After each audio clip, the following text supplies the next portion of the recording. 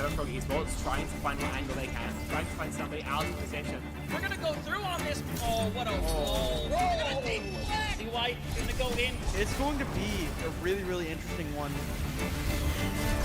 Oh my god. All of this competition could be so damn close, so I cannot wait for us to finally decide who's going to be the champion. We are expecting some chaos, some great moments.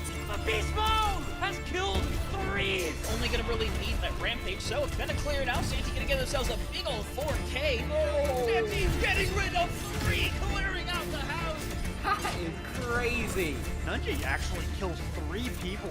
This team feels entirely different on this faster composition. Now Saga before he's hanging around, getting onto the high ground. Post bomb's gonna stick on the Leaky. They're not gonna be able to survive it at the end of the day. They need to find a 3K.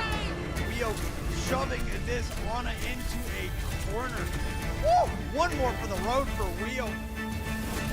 That is all signs go. Melophobia with 3 Melophobia. Start the fight. They'll end the fight.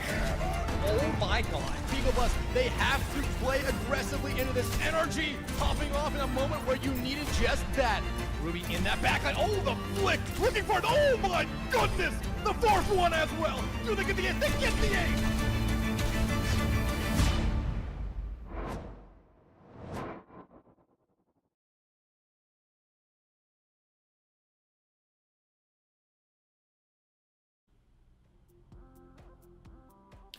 Welcome in, CGL fans from around the world. You are tuning into a special presentation ahead of our NA Open Tier Grand Finals.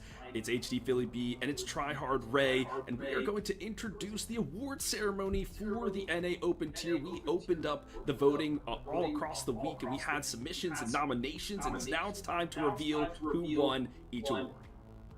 Yeah, very excited to get this started. And just, since we're on Sunday, it's Mother's Day.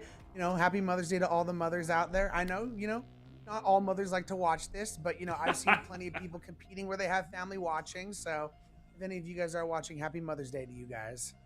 100%. I told my mom about this as soon as I got the call to do the grand finals. Like, Mom, I'm gonna be on TV, and she's like, "Good job."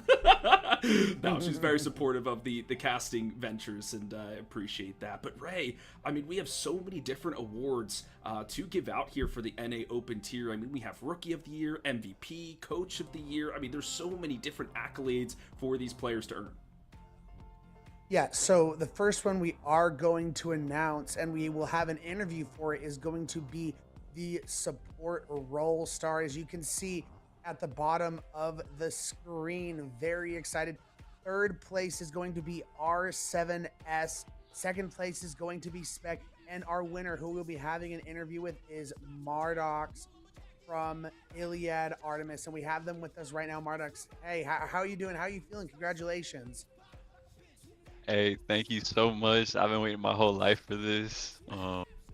I definitely knew that the award was a thing, but just kidding, I didn't. But I'm so glad I got it. This feels awesome. Thank you guys so much. Yeah, you're very welcome and well deserved. I mean, I've seen you play a lot of Kiriko, but who's your favorite support? I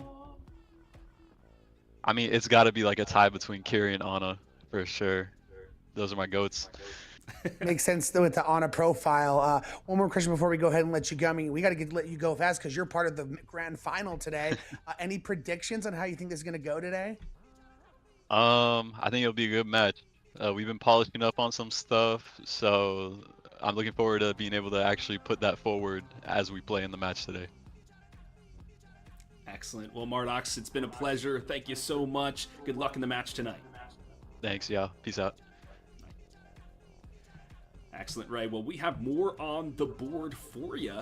And our next is actually the Rookie of the Year. And this is Smooktober from Monolith, which will be the other team participating in the NA Open Tier Grand Finals tonight. Heck yeah. Can't wait to see who the other recipients of the Rookie of the Year award was, as we will be pulling that up in the lower third just shortly for you guys. And then we'll be getting them in for the interview. So just bear with us. We can see 3rd place is going to be Spring. 2nd place is Penguin Gamer. And 1st place from Monolith is Smooktober, as we now have them in our VC here. Hello, Smooktober. How are you doing? How are you feeling? Congratulations. Thank you so much. I'm glad to receive this reward. I didn't even expect to get it. So I appreciate everybody for voting for me. For sure. I mean, 7 nominees, and you got 30 points. That's basically the majority of the votes from everybody who submitted a ballot, which means you have an outstanding rookie performance. I mean, as your first year in CGL, reflect on it a little bit, man. Have you enjoyed the ride? I have enjoyed it. Yeah, it was very fun. Basically everybody on my team is my friend, so it's just fun playing with my friends. I'm not really uncomfortable with anybody on my team, so I'm actually I've been shocked that I got the award. I did not expect to get it. Yeah, and then I mean, obviously, you guys got a grand final coming up today. That's why we're getting you guys in here for your interview, trying to get you out as soon as possible. Any predictions on how you think this match is going to go? How you feeling? I think it's gonna be very close. I think it might go best of 7. Honestly, I think it will. Last time we went against them, it was pretty close. It was 3-2. I think we could do it again. The enemy team is very good, so we're not gonna take them very lightly. We're gonna try our best. So. A little bit of spoilers there, Spooktober, letting everybody know the last time you fought in the upper bracket grand finals, it was a 2-3 victory. So, okay, we appreciate you letting us know. Good luck in the match tonight. We'll see you soon. Thank you. All right. Whew. Ray, I don't know. I'm already getting sweaty thinking about that matchup, and I'm not even playing. It's going to be crazy. Yeah, I think we're going to be in for such an amazing match between these two teams. And just to give you guys a little bit of I'm sorry, you guys are all NA open people. You guys know it is ILIAD Artemis going up against Monolith. So as they just pertailed to us, Spooktober, they did go 5 maps in the winners finals. So this should be a banger for you guys. We do know what our next award is going to be. Is we'll have one more interview for you guys, and the rest of the awards will be revealing. We don't have interviews for them. Is we will be doing the coach of the year. And you know, I love myself a good coach of the year. You know, it's all about, you know, just how well and how much juice can you squeeze out of those players, and how far can you know, did you have a middling roster and you took them really far? Did you have like the best roster and you're projected to win the whole thing? There's a lot of consideration for that, as you can see on screen. 3rd place was Hidden, 2nd place was Xyan, and 1st place was Rondo, as we will be getting an interview with Coach Rondo from Diamonds, as we have them in the VC right now. Hey Rondo, how you doing? Congratulations. Thank you very much. It's an honor to be here. It's even more of an honor to speak to you guys right now. The pleasure is all ours. As a coach myself, I mean, what is your coaching philosophy? How do you round up your players and push them forward? It's basically, I realized halfway through the ceiling, we sucked when our tank was playing Hazard. So I said, you know what, guys, just play what's comfortable. Play what you're having fun on. We locked in on ball. We started doing good. And, you know, it just worked out at the end of the day. I actually helped our player get from, he was stuck, you know, GM4, GM3. Helped him peak Champ 5 earlier in the month. So, you know, just doing things as it is. You know how it goes. Heck yeah, you love to hear it. Yes. That is awesome. And then, I mean, obviously, do you see yourself continuing to coach going forward? Do you think you might be is this team going to return for CGL? Are you going to coach a different CGL team? Are you going to maybe coach and face it? What are your prospects going forward? So I own a few Face It teams. I own an Expert Div and an Open Division team. I do a little bit of coaching there for them. My Open Division team just locked Advanced, and they're in playoffs. I'm pretty sure they're 8th place right now. Team name is Deadlock Rebels. They're doing great. Shout out to them. But I think Diamonds might be coming back for CGL. It's not certain yet, but it's a big possibility that they will be back. Excellent. Well, Rondo, while you're here, who do you want to shout out? I want to give you some more time in the spotlight. Who do you want to shout out? Let's get a big, huge shout out to my GOAT, Mo4. We wouldn't be here if it wasn't for him. GOAT on DPS, one of the best players I've seen. Another big shout out to Jet Warren, our tank player. Another great shout out is to Salone. Salone's a low Masters player, but he steps up to the occasion. This guy goes up great against the GMs, goes great against the champs. I've seen this guy do everything. Big shout out to Salone. Okay, massive. That's great stuff. All right. Well, before we let you go, one more question. I mean, you've been coaching in this division. Who you got winning tonight? Oh, it's got to be Artemis. Artemis scrims against my Face It teams from time to time. Artemis is winning hands down. Okay, well, there you have it, folks. One prediction in the Artemis com. Well, Rondo, congratulations once again on winning Coach of the Season. We'll see you soon. Thank you, guys. Have a good one. Bye. Okay, Ray. I mean, that's one on the board. I would love to see the chat's predictions and what we've got going on the Twitch channel as well, because this one I feel like is going to go the distance, man. I'm already getting the itch to Game 7. Yeah, it is awesomely fantastic. We our next one we're going to reveal, as we mentioned, everyone from here on out. We don't have an interview for us. We're just going to be revealing the podium. It will be Damage Roll Star, and that one's always fun because to me that's always been like one of the tougher ones to do, because you have hit scans, you have flex, which ones you value more or less. So it's always been hard to, who do you nominate on your team and who do you vote for. As we can see the podium here, third place was Pain Care, second place was Galaxy, and first place was Darkman. So congratulations to all three podium placers, and specifically for Darkman for winning the NA Open Damage Roll Star. And my goodness, it was a tight race. Look, 22 points to 23. It doesn't get any closer than that. So a lot of the ballot givers had some tough time selecting who the damage roll star would be. But Darkman, congratulations to you. As we will be moving right along in the awards ceremony, our next award we will be giving out will be the Manager of the Year award. And as a manager of a team in CGL myself, I hits a little home here, as managers to me are one of the most important parts of a team, including your coach.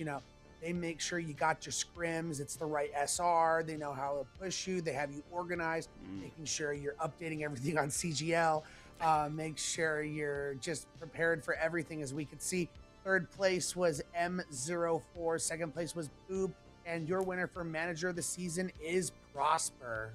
Yeah, Prosper, a veteran. They know how to manage teams. I'm sure if they were on for an interview, they would tell us the laundry list of all the squads that they have managed throughout the years. And so we thank you, Prosper, for all your hard work, corralling everybody, getting those scrims ready, getting your team locked and loaded for CGL Season 17. Thank you very much for all your work.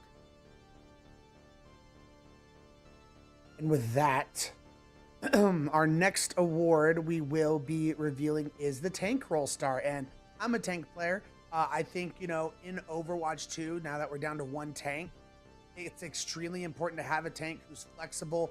I think a bad tank can dismantle your team. You can't be the worst player on your team as a tank player, in my opinion, because your team is just not going to succeed that way. You don't have to be the best, but you cannot be the worst. If that's kind of how I feel when it comes to that.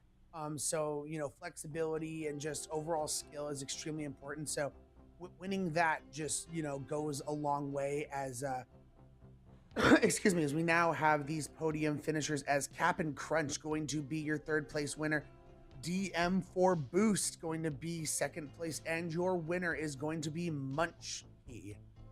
I mean, by a far margin. Look at this, 30 points in comparison to everybody else, and I hope they are a Wrecking Ball main, because that's one of my favorite tanks, and I would love to see that that's what people voted for. They're like, this guy's crushing on the Wrecking Ball, let's give him all the accolades we can. But congratulations to Munchkey on the Tank Roll Star Award.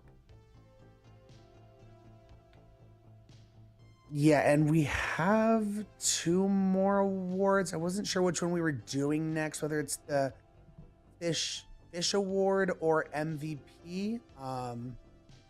But let's go ahead and do the Fish Award, I guess, because I think he said we were moving MVP to the end. So the Fish Award is all about, sportsmanship, just being a gracious winner, being a good loser, just always being nice, amazing teams in the community, and just always just being really awesome people, and always easy to work with. You're always submitting your scores, always getting your game scheduled. You don't give Fish any headaches. That is part of that Fish Award. So it only goes to one team, and it is going to be Team Prosperous. So congratulations to them on winning that Fish Award.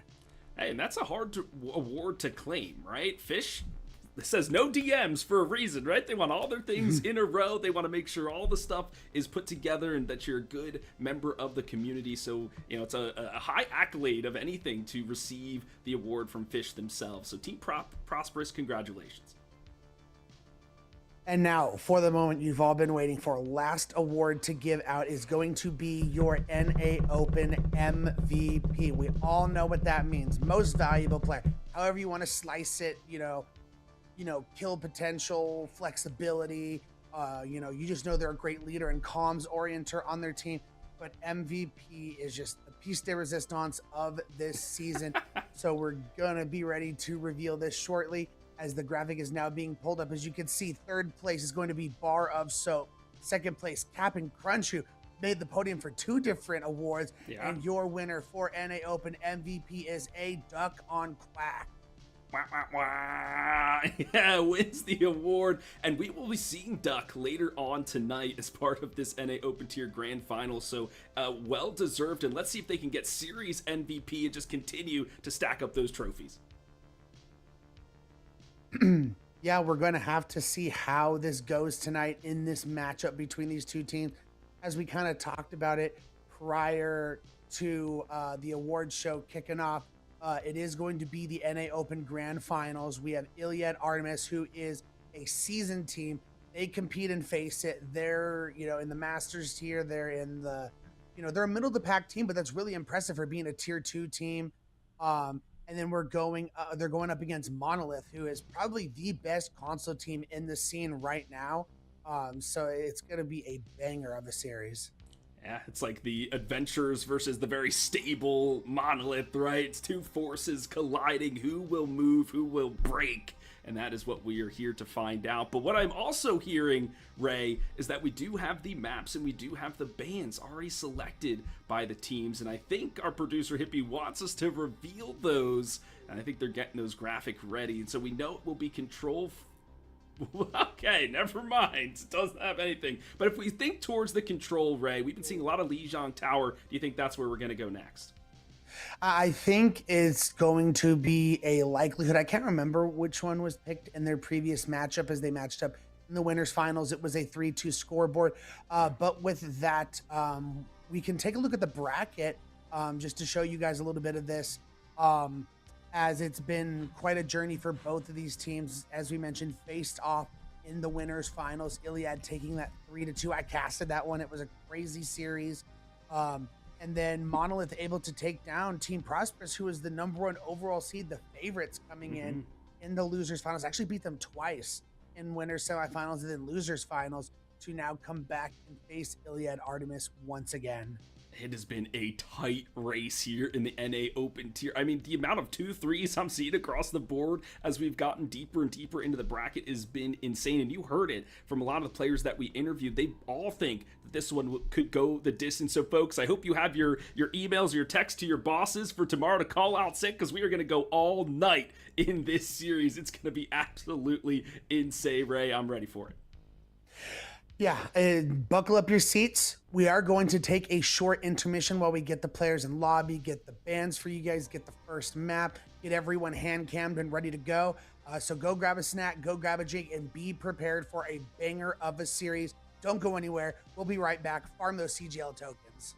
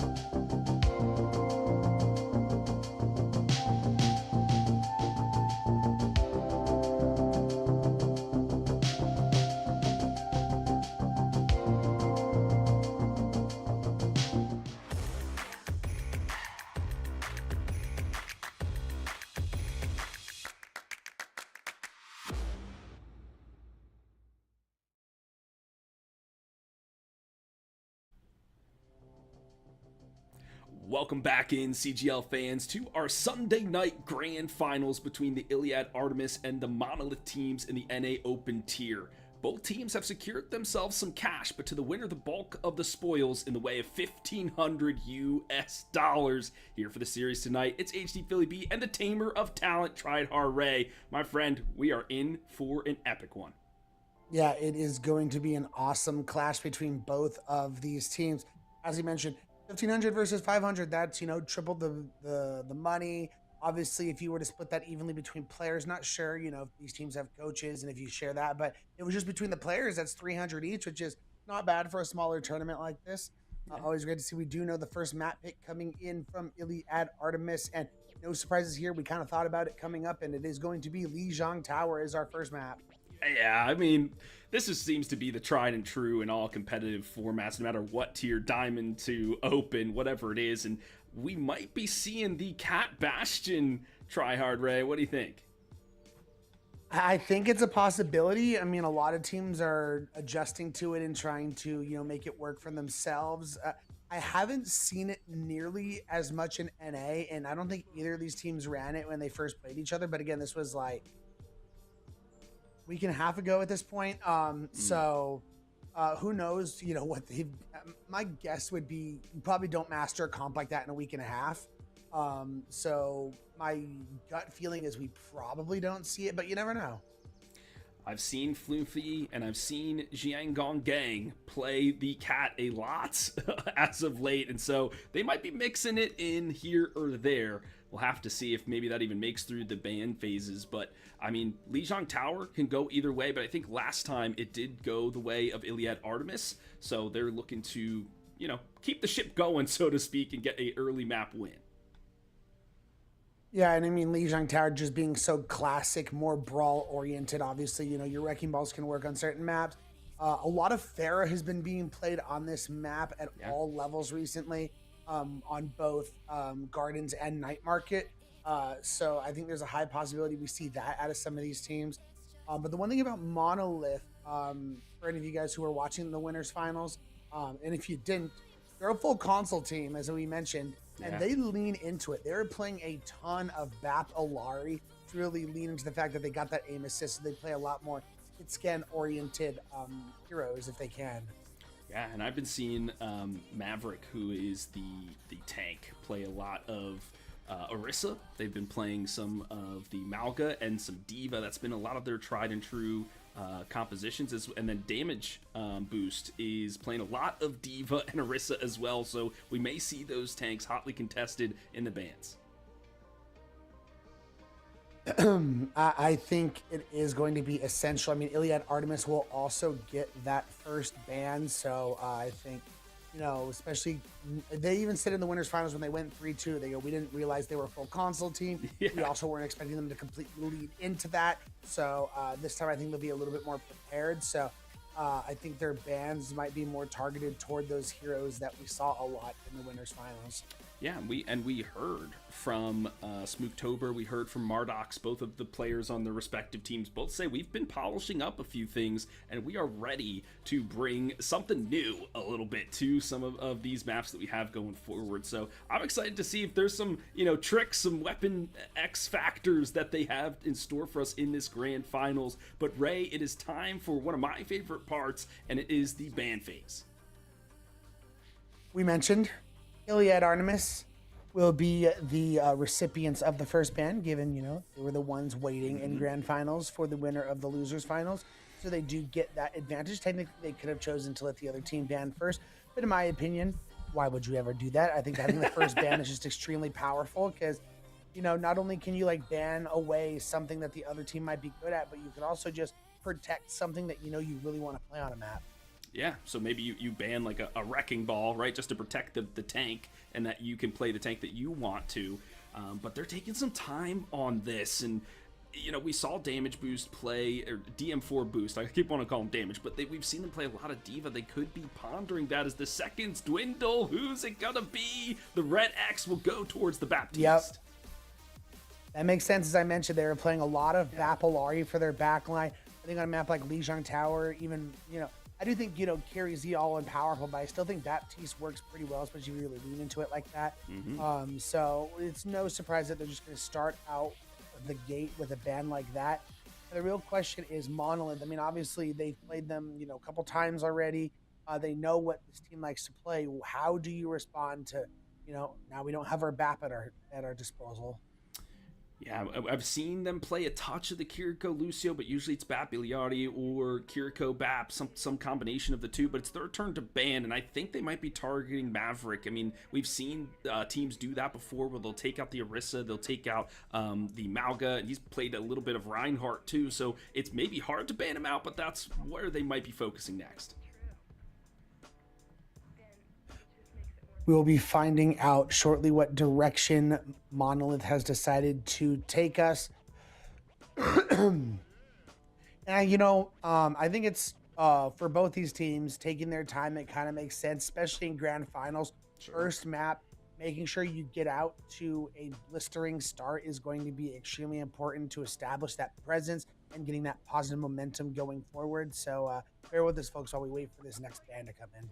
I mean, right, this gives us some time to talk about the gravity of the situation, if you will, right? Like, this is momentum-based, especially if both of these teams are expecting to go the distance. I feel like if you win the first map, you do have some momentum moving forward. Maybe you can keep rolling that, and maybe it won't go the distance, but if you do win one and it kind of teeter-totters, you're in a bit of the advantage going into Game 7, are you not? Yeah, I agree 100%. It also depends how the series plays out. I was even casting some collegiate on Friday where both my grand finals both went to 7. And they played out differently. Like, one was literally back and forth, back and forth, back and forth. They just traded maps until map 7. Yeah. And the other was like one team went up 3-1 and then the other team ended up winning 4-3. So to me, those are a tale of two different stories where it's like getting down 1-3 and then having to fight back. That's a lot harder because the other team is picking most of the maps that remain after that. Sure. But if you're going back and forth, the key is getting the second to last map win so you can ensure that you are going to be able to pick the final map, especially since after 5, you get to rotate back to picking whatever you want game mode wise. So it makes things that much more advantageous as we do have that Monolith ban coming in. Do they go tank? Do they go DPS? You were kind of theorizing about them possibly targeting the tank, and they will. It is the Ramatra ban. Wow. Okay, that's actually surprising because I was looking through some of their previous games and I didn't see Ramatra really at all, but maybe they've done some scrims or did some scouting and there's been something in the woodwork for them. So, okay, the leader of Null Sector will not be available in this one, but that means the Orisa is free reign, and Maverick also can be on the Diva too. But let's bring up the rosters, Ray, and see who we got coming into this. So we got for ILIAD ARTEMIS, we got a Duck on a Quack, your MVP. We got Pain Car, who was also in the running for, I think, 3rd place in your DPS role star. We got Maverick on the tank. We got Floomfy on the support, and Mardox, your support role stars. So, expected to see a lot of podium placers on a team that is in the grand finals right now. So let's go ahead and now show you guys their counterpart in Monolith, the console team, as we have just Kaj TTV, we got Gilbert, we got DM4 Boost, we got Smurfing, and we got Smooktober, your rookie of the year. Oh, I'm going to be looking at Smooktober a lot. They were electric in the interview, and if you get rookie of the year, that really means, by a pretty good margin too, that means you've had a standout performance. The spotlight has been on you, and people are looking your way to maybe pick you up for a larger role in a bigger team. So this guy definitely going to be in my crosshairs in this series. And it makes things that much more exciting just knowing the stakes and then knowing how many podium placers and winners we had between these teams. Obviously, prides, egos on the line, money on the line, triple the prize pool if you're able to win. So it just those are the stakes, folks. It just makes this match that much more gripping to be able to watch. So I hope all you guys are in chat watching. Yeah, and if you are, you have friends who love good competitive Overwatch, bring them in to the CGL channel. We've got plenty for you, but specifically this matchup here tonight as we see the head-to-head Boost versus Maverick. I mean, Ray, you highlighted how impactful a good tank player is, and we have some of the best throughout the CGL in this matchup tonight. That we do, folks. And as we talked about, Lijiang Tower is that first map of choice. No Ram available, no Baptiste available.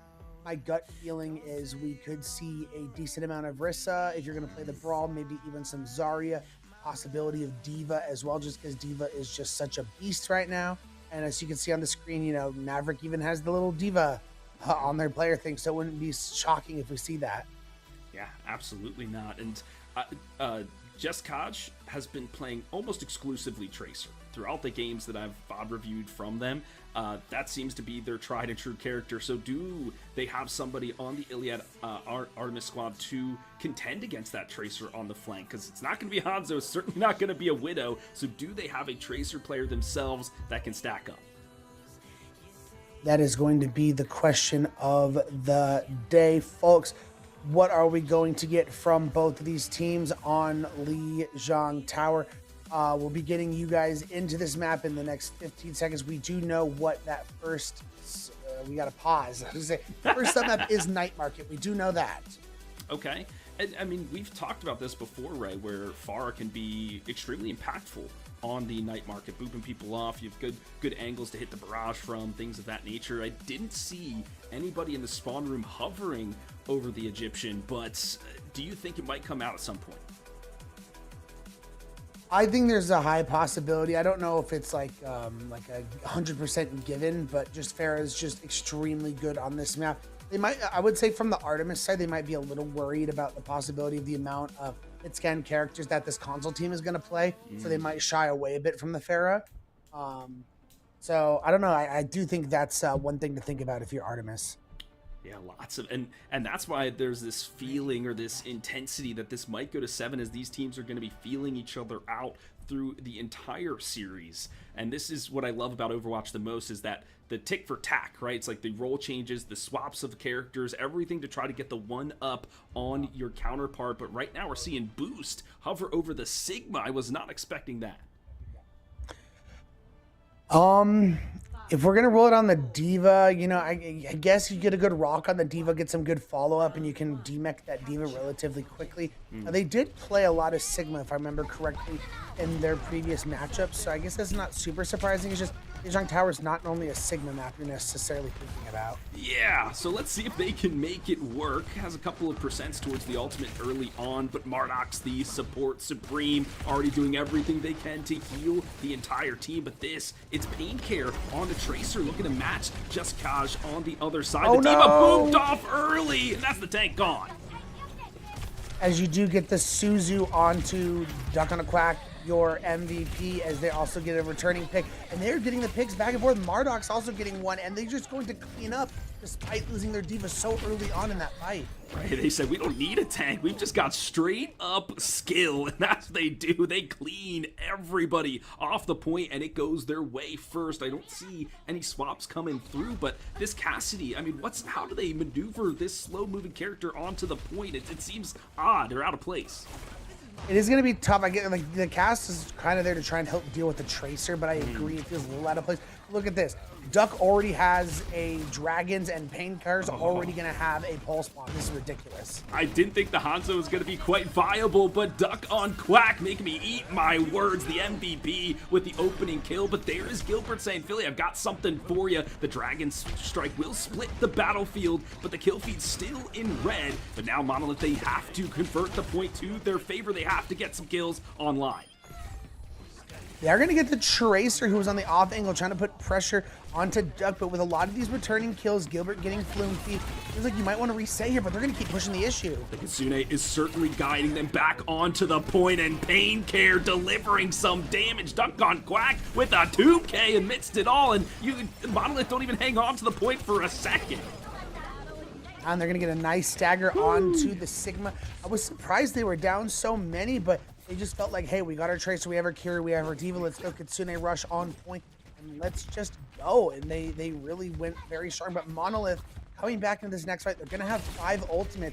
A lot has been used by ILIAD Artemis, but look at this. Already, Duck has another Dragon's about to come online. That is absolutely insane. And Ray, you talked in the pre-show about how this is going to be blistering pace, and it's been full on pedal to the metal for Monolith and for ILIAD Artemis. They are just running at each other. But now with the Gravitic Flux online, another Kitsune Rush guiding people forward, but the beat in response to heal everybody up and sustain them through such a crucial ultimate. The pick does go the way of ILIAD Artemis as they find one. They're still going to need more to clean up to finish this off. Marduk's going to go down, however. That's huge, and still charging towards the point are Monolith. They have to convert it. They have one member make it 3 now contesting. Back and forth it goes, but as the overtime wick spawns, the point will flip. And that was just really good patience from Monolith in general. Waited for that beat to start, use the flux to basically get a lot of them low from that. Pain car is going to go down. That's another stagger. You're still going to have your pulse. You're still going to have your high nuke. As ILIAD will be coming back with Kitsune Rush is going to be the big thing you have to worry about. No beat, as it's just going to get its full amount of value.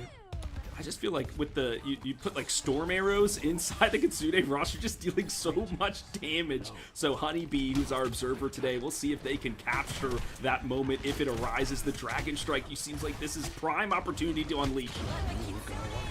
And it is, the Dragon's going to get thrown on a point. Great placement. Ooh, but the Kitsune Rush kind of gave them a tell, so they backed off the point, but it won't matter as the Diva is bull rushing them into a corner. Gilbert, though, says, I am here, gets a double for themselves, but needs to hold on to the point as it's being flipped on the other way. Will it go over to the blue side? Maverick willing it to make it so. It will be Paincare delivering damage once again, trying to flip the point, just a pesky Lucio to clean up, and they get it done. Question is, are there going to be touches coming in? Yes, we have the swap over the Diva to be able to get the touch, the Diva and the Kiriko. Okay, it's a Diva v Diva battle the mechs in a dog fight as they step onto the point, but Duck on Quack is really on fire with the Onron making their way back to the point. It's just Cage trying to stay alive but being harried from all directions, and it will be Boost who goes 6 feet under, and as the overtime wick goes down, the submap goes the way of Artemis. Look at that, 100 to 70. So still a really close submap coming in from both of these teams. This is kind of why we talked about coming into this. Both teams mentioning they think this could go the distance, and I think that first submap already demonstrated why we think that. 100%, but you do feel like Monolith maybe a touch on the back foot. They weren't ready for the maybe all-out aggression the ILIAD Artemis squad was bringing to them, and sometimes it does take teams to warm up and get into the match. We'll see if this one ignites the fire under them and they can counter this aggression coming out from ILIAD. As we head into Control Center for the next map, we're going to see DM4 Boost stay on this Diva, but Maverick going to get off of the Diva, and they're going to go over to the Hazard, as Duck will go back to that Hanzo, as they swap to Onron just a touch faster. Yeah, for sure. And yeah, they haven't nerfed the Blazing Dance to, you can use it out of spawn in the Inferno Rush too, so we'll see if that changes in a patch sooner rather than later. Gilbert, the steady cowboy, let's see what they can do. Well, all they can do though, Ray, is die. Yeah, I mean, that was just great counter pressure coming in from Paincare and from Maverick. This how it's going to have to be, especially when you're playing the Hazard comp. Hazard and the Tracer got to be on the same page, going after the same targets, but that's a lot of damage being taken by the Hazard. They're able to find some support, though. Oh my gosh, and Paincare knows they have free reign as soon as the Cowboys back in the gray screen, and they home in on the Rookie of the Year and take him down. It's all the way of the blue side early in this, and still, it is Maverick going where no man should go, and it's into the backline of the opposition. He takes down the Tracer. Ooh, man. Again, the aggression we're just seeing out of ILIAD Artemis. They've come into this grand finals and said, look, we are not messing around. We are going to be quick. We are going to be aggressive. We are not going to give you time to breathe. As Pain got that pulse bomb online, but they don't have to be aggressive as Duck already got a pick. They're just chilling. I mean, that is just massive. And with that now, the Dragon Strike is available. And the Pulse Bomb sent in just for you, Just K. And they are back to the spawn room doors. The Dragons launched upon the battlefield, but really just to cut the field in half. It is Maverick going dangerously low. Those has to find the supportive line and will do so. But that forward hold getting so much value for Artemis. Ooh, Gilbert going to find Mardox, however, is they're going to try and take down Gilbert. They will be able to get the exiting pick, and it's going to be at the cost of the downpour. I was about to say, how is Maverick staying alive through this on a sliver of HP? Finally will be slain, and the point will flip for the side in red. Artemis looking to come back with both their support ultimates online, but Monolith being able to win that without committing everything. Now they're going to have 5 ultimates for this next fight. They have this opportunity here to stabilize. They got point control. They have plenty of ultimates. And ILIAD Artemis has swapped over to the D.Va, so you know that ult's not coming on anytime soon. Oh, surely not, but you feel like Monolith need this. They've been on the back foot the entire time, but Mardox putting in the Kitsune Rush says, okay, our aggression numbers are still at 99%, but they didn't find any picks off the back of it. There you go, Duck on Quack, finding his opposite number, taking down the Cowboy sound barrier from Floofy just to keep everybody alive. Still, the point not in their favor, but the kill feed certainly is. ILIAD Artemis the flip. I will say, this is one thing I have noticed about ILIAD Artemis. You think they're in a losing scenario. Like, they traded the cast for their D.Va mech. Normally, you're not trying to engage when you lost your D.Va mech. They said, we don't care. We're going to beat and go in anyway, and they're able to win the fight. We saw that on Night Market too. They lost Maverick early on from a boop, and they said, okay, they still won it. The tank is really just a distraction. The pulse bomb to corner the rookie of the year. He needs more gray hairs to dodge that one, and still, oh, it's just murder in the streets, Ray. And that is all she wrote for Lijiang Tower. ILIAD Artemis comes out swinging in this grand finals. First map was close, second map not so much. They go up 1-0 in the series. Oh my word. It was almost like the other team was standing still. Monolith, I know they're a large structure, but I need to see some fluidity to you. But this guy, the MVP, strutting his stuff. I love that highlight intro from the Hanzo. Yeah. I think this is because one of the most frustrating things, everyone calls it a Hanzo moment. You're just playing, you get a headshot, and you're like, ugh, what a Hanzo moment. And then you just get that highlight intro of him just like blowing you a kiss, and it's just like even more infuriating, but that makes the highlight intro that much more awesome. Yeah, but I mean, yeah, MVP Duck on a Quack, just absolutely showing, the frustrations of going against a Hanzo and just, their skill on it. 100%, and we got to thank Hippie, our producer, for today, capturing these replays and putting on these highlight reel performances, as every grand finals is certainly laid out to be. And so, folks, if that didn't get you hyped up and ready for some more Overwatch action, I don't know what will. But Ray, I need to know from you, what does Monolith have to do to turn the tides in their favor? Because that was looking rough. I think, being able to get control of their back, like, to me, the Kiri Lucio, they're not going to have the advantage in that. I think, ILIAD Artemis, they're a face-it team for a reason. It's what they did in the winners finals was leaning into the fact that they're console players and playing heroes to really support that. I think with the bat band, they kind of just conceded, like, there's not really a good backline we can play that really plays into, what we do. So I think they were just willing to take that. And again, that first sub map was close. It was just like, I don't know if they got thrown off by the hazard at first. The casts it had its moments, but for the most part, I mean, look at that, just 12 and 10. But you could even say Kaj as well, severely behind in that tracer. I mean, 28-3 versus 8 and 9. Pain just took it to them on that tracer duel. Yeah, and that was one of our highlight matchups. We were wondering if just Cage would run away with this, or would they have someone to check them. In Pain certainly rising to the occasion and saying why they are one of those nominees for the Roll Star performances. I mean, the 28, that's a lot of eliminations in an 8-minute span, so congratulations on that first map win. Ooh, if that first map, didn't get the blood flowing, didn't get the endorphins rolling, we're going to have more amazing moments for you guys. That was only map 1. This is a first of 4. So these teams have plenty of time to adjust, plenty of times to figure out. This time Monolith will be able to pick the map. ILIAD picked the first map. Now they're in control. They can take us to any map outside of control in the map pool.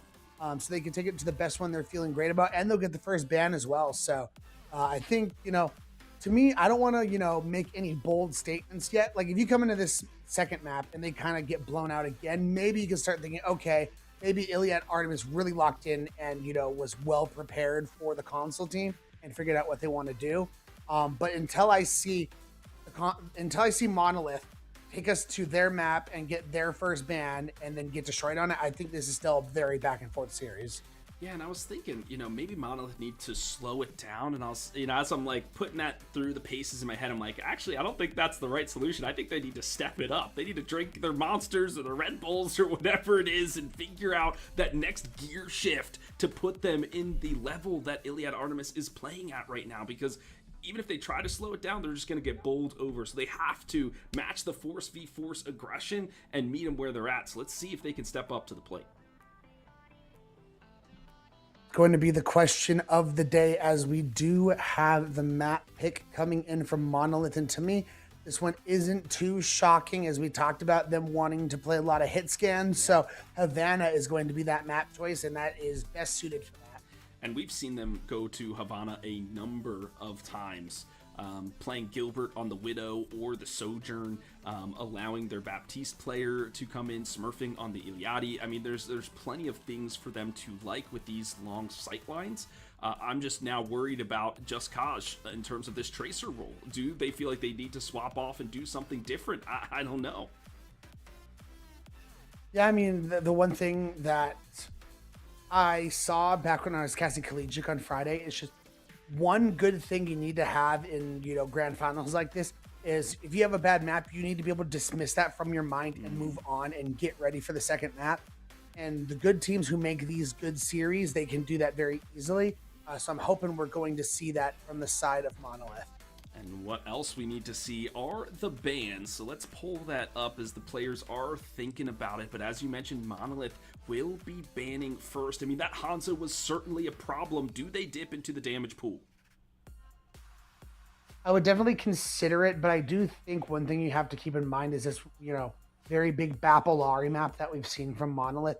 So if they don't ban a support, my guess is ILIAD is going to go straight to the Ilari ban. The question is, are you comfortable with that? Do you know who you're going to play instead if that happens? And are you okay with that? If not, I would definitely go the direction of the Hanzo. At least on the Masters Grand Finals, on this map specifically, it was Hanzo Nation, and both of them were going crazy. I don't blame them for going Hanzo. All right, the Japanese archer will be taken off the board, so that leaves the support role open. And Ray, I know you know these teams quite well, and so the Iliadi will probably be the one axe. But there's it's at least my gut feeling. I'm not gonna make it like a guaranteed 100%, but we just saw it so much from them. Like you would think, we already banned the BAP once. They know they like to pair it with the Ilari, and this is a good map for it. So that, to me, it just makes sense. But I don't think it's like 100% certainty. They could just ban the SIG because this is also a very poke-oriented map. And we saw them play SIG on Lijiang Tower. This is a good SIG map. That is very true. Their backup for the Iliadi has been the Ana, from what I've seen. So maybe if they don't have the Iliadi, they go for the Ana instead. But ILIAD Artemis, lots of ILs in that statement, right? They're taking their time, and it will be the Sigma, as you predicted, being taken off the board. Yeah, if it wasn't going to be the Ilari, that's the one that makes the most sense to me. Like I mentioned, this is a very SIG-oriented map. So the question is, for the side of Monolith, do you take this Diva duel? We kind of saw it a little bit on King's Road, didn't go super heavily in your favor. Or do you look to play, we saw, Domina on this map previously before as well. So I think those are the two main heroes to think about right now is Diva, if you want to, have the ability to be able to go at these hit scans in their positions. And then like Domina, if you're just looking to hold your ground and poke with your hit scans. I definitely like the Diva here, but I like these rosters even more, Ray, as we are bringing them up, and we do have a substitution for the side of Monolith. It will be Blind, who comes in for Smooktober. I mean, that has been their player who's done the bulk of the work on the Baptiste, allowing Smurfing to play the Iliadi, so let's see if they go with that combination today. Yeah, I think given that substitute's coming in, I think it's more than likely we're going to be seeing that support line from this matchup as we get a great shot of the gas station on Havana. been reworked I think a couple times now, but now it's been in a pretty solid state. I will say a lot of people don't like this map, but I think it has its charm. Yeah, I like it. So, but with the Baptiste Iliadi, are we looking for a forward hold, or you think we're going around the corner, getting the pylon set up nicely, and then working from there? I think, Poke inherently doesn't want to play that aggressive. Like, Sure. Maybe you go up to like the tree and, have your ability to back up, but I don't think, they're playing Diva as well, so maybe they'll want to push it, but my guess is they're just going to hold the corner. Yeah, we see them already setting up there. They don't want to get too aggressive. They want to be able to keep Gilbert at their great angles and give them plenty of room to be able to shoot. As we will get the Diva duel, and we're going to see the Ana BAP on this map, no Alari. Interesting. I mean, we were talking about how the Ana is also in their back pocket, so not too surprising, but you feel like if Peruvian's available, you go for it. But what I'm most interested in is the Widow duel. This is bringing me back to like 2018-19 of the Overwatch League. I mean, I'm ready for this. They got the Jade weapon as well as they're trying to look in their sights for the enemy Widow. Will they be able to win this duel as they're going to peek? And they get him. Oh, that was the Alari, not the Widow. Oh, Gilbert dodges the shot like the Matrix and finds a head on the other side. The peek. Oh my gosh, this is a peekaboo of, it's catastrophe, it seems. Oh, is the console hit scan already showing the power that they have? Duck, however, says, no, sir. I will take you out. We got better spawns, so your team might have to back up here a little bit. Yeah, space certainly will be given after the sniper has been dislodged from her perch, and that leaves Boost to go back to the health pack and kind of regroup the rest of the squad. But look at this cart, Ray. It keeps on moving. That it does, and we got, no more Alari. Going to go back over to that Lucio. Lucikiri makes a ton of sense on this map. As we see, again, Paintcart taking a lot of damage. We see Gilbert in their angle, trying to look for someone. Oh, able to get blind. My blood pressure is rising, Ray. At these peak angles that we're seeing from Honeybee is making me nervous, but Maverick says that's all just a distraction as I'm cleaning up the back line. Oh, but Gilbert able to get Duck looking for another, but with all these picks on the front line, we see the Tracer now putting pressure on Gilbert. Gilbert's going to go down, and that looks like it might be the point cap for ILIAD ARTEMIS. Yeah, no touches coming online. So they're going to have, a good, sizable timing for the second point, which can be tough at times to be able to push it. All of it, as we see Blind going over to the Brig now.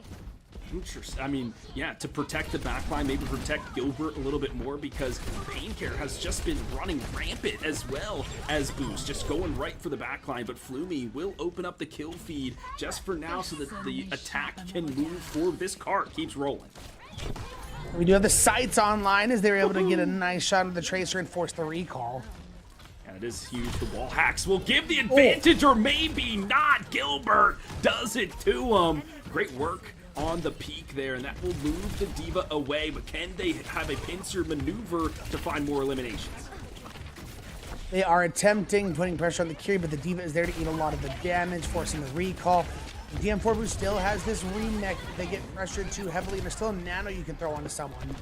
It will be the Kitsune Rush to start off the battle, and the kunais are certainly being flung right into the noggin of Gilbert. Take that for a sniper angle, but there's that nano boost we're talking about right onto Boost. Okay, aptly named for sure, but what eliminations can they gather to will be the backline that they find.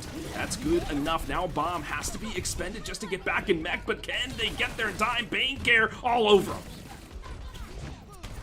As again, they're just farming this pulse bomb. Duck still has the sights online, so you have to be extremely careful if you're this back line of Monolith, as they have the ability to just hit your head when you're not expecting it. Oh, smurfing! No, you got to realize you're in the danger zone as the infrared is there, and a pulse bomb will fly and blow up the mech of Boost, and the defense for Monolith is crumbling.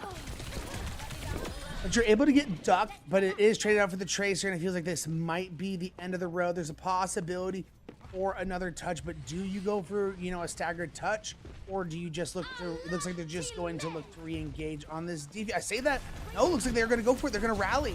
Oh my gosh, it will be Monolith rallying their troops to the point, and it's the Brigitte Acton as the second tank, but it doesn't even matter. Maverick scoops up the backline, smurfing back to the gray screen. We are contesting over this point as it's inching closer to the check mark, and it will be the Tracers who will open the kill feed once again. And what has Blind done enough to rally the troops? The kill feed certainly in blue, but we go back and forth. It only seems like the Diva is the only one remaining as they are toggling to and fro. Yeah, Payne able to get the pick on the Tracer, one of the only players who could really go touch like that. Able to get the point 3.5 minutes on this third point. And, you know, Rialto's a very hard point to finish, so making sure you maximize the amount of time you give yourself to be able to try and do that. You know, so huge shout outs to ILIAD for being able to do that. Duck gonna go now back over to the Widow now that they've gotten this third point, and these sightlines matter a lot, and they've already found a pick. Oh my gosh, MVP for a reason. Certainly on Quack is he. Let's see what more this Widow can find. I'm looking for the likes of Just Kaj. They have to harry this backline. I mean, these shots are just coming out for free. Another infrared sight for Gilbert. They found these trades a few times. They need to find it again. We're going to see the Nano coming onto DM4, it looked like, but they're not going to be able to get anything with it. But Kaj is able to get Flume Feed. That was utilized to pretty good effect, just to push people away from. These angles are just immaculate right now. Oh, it's a pulse bomb launched in to try to take the baby diva down, but the pilot will scurry back into the mech, and Just Kaj will have to go back to the rest of their team. That is, the Brigitte is there to lead the charge once more. This boot won't take Maverick's life this time as the divas are battling it out on top of the cart. A bomb will blow across Havana. Oh, and it's going to get Payne. That is a massive pickoff as we continue to skirmish here and inch this cart closer, but the defense finally finds their footing. They hold. Oh, man. Very close fight from both of these teams. Blind able to hold on to the rally, which is going to be big for this next fight. Maverick now going to go over to the Ram to give some frontline presence. I'm a little surprised. It's not like the Ram's going to be able to pressure the Widow at all, which is kind of what you need from the Diva. The only thing that the Ram team is going to provide is like they can pressure pretty heavily on a Brig if they're playing in bad positions. Maybe it's just to force people from their hidey holes to get them in the sightlines of this Widowmaker. Or maybe it was like, Duck's like, I've got the infrared, let me just do whatever I can once I know where everybody's at, but doesn't find any kills as the wall hacks will dissipate. Paincare, however, has a bomb in tow. What package will they throw? That will be the question as we continue to fight over the point. They're looking to try and get this Diva mech out of the way, but it gets nanoed, so they're going to be able to keep themselves alive. Payne's going to hit the pulse bomb on the enemy Tracer. That is huge. It's the second time Payne has caught their opposite number with a pulse bomb. I mean, anything you can do to get the other member off the board. Another rally has been popped to keep the team alive. It's like they got double front line, but a sound barrier will boost everyone as they charge on forward, and the Nemesis form just punching Brigitte in the face, but it will be the nanobots who put her 6 feet under. The Annihilation still in tow for Maverick should they need it. No, they will be denied as the defense halts them in their tracks. They're gonna need to get some health here because they can re-engage. They're gonna have their Annihilation. They're coming up on their Kitsune rush. So 10% and counting. Looks like they might look to get aggressive here with this. Gilbert has been quiet, Ray, and will be quiet as they are put 6 feet under once again. The Nemesis form leveraged early in this fight. Just Kaj, I need to see something from you. There it is, a pulse bomb, but it doesn't matter as Quack has taken 2 down so far. The Annihilation just to clear off the point. There's no remaining members for the defense, and it will be a full-on cap for ILIAD. That's huge, actually. Being able to complete Havana, I kind of talked about it. This map is not so easy to complete. The fact that they get all 3 points, massive. So it really puts Monolith in a big hole where it's like, not only do you have to cap all 3 points, but we're still going to have to go to extras for you to try and tie up the series. I feel like I would have liked Gilbert to switch off the Widow.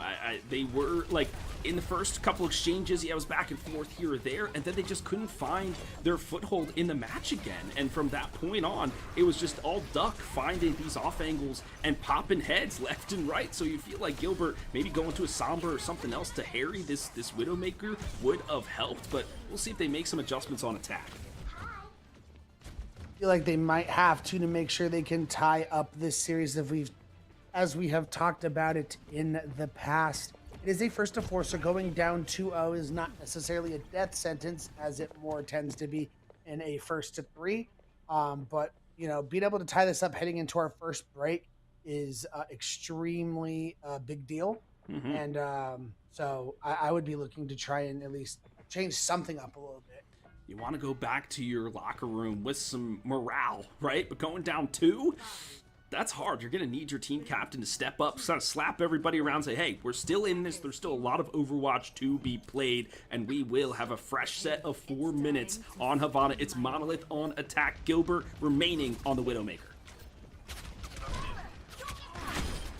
Oh, and already going to get the pick onto Duck as it, opposites on the defense as Duck got the first pick on their attack. So Payne able to trade out Gilbert. As we talked about, these offensive spawns are a lot closer though. So going to have to forebode a lot of space if you're Iliad. Payne really showing why they were one of the podium members for the Roll Star of the NA Open tier. I mean, they've just been all over the map, just taking trades they should not be taking. What is this? Payne is just crushing. Yeah, and Iliad on that Wu Yang on this defense instead of the Lucio. So, I mean, obviously the Wu Yang, the amount of damage you can output with those bubbles is absolutely insane.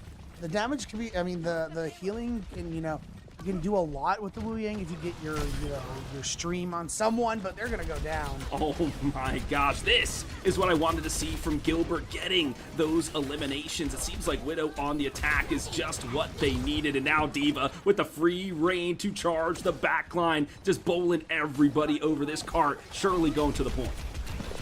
And they're back onto that BAP Ilari. We didn't see that on the defense. We saw the Ana instead. So we're already seeing, back to, what we expect from this team. And Blind's already going to have a window. Do Iliad look like he's going to touch? It looks like they'll try.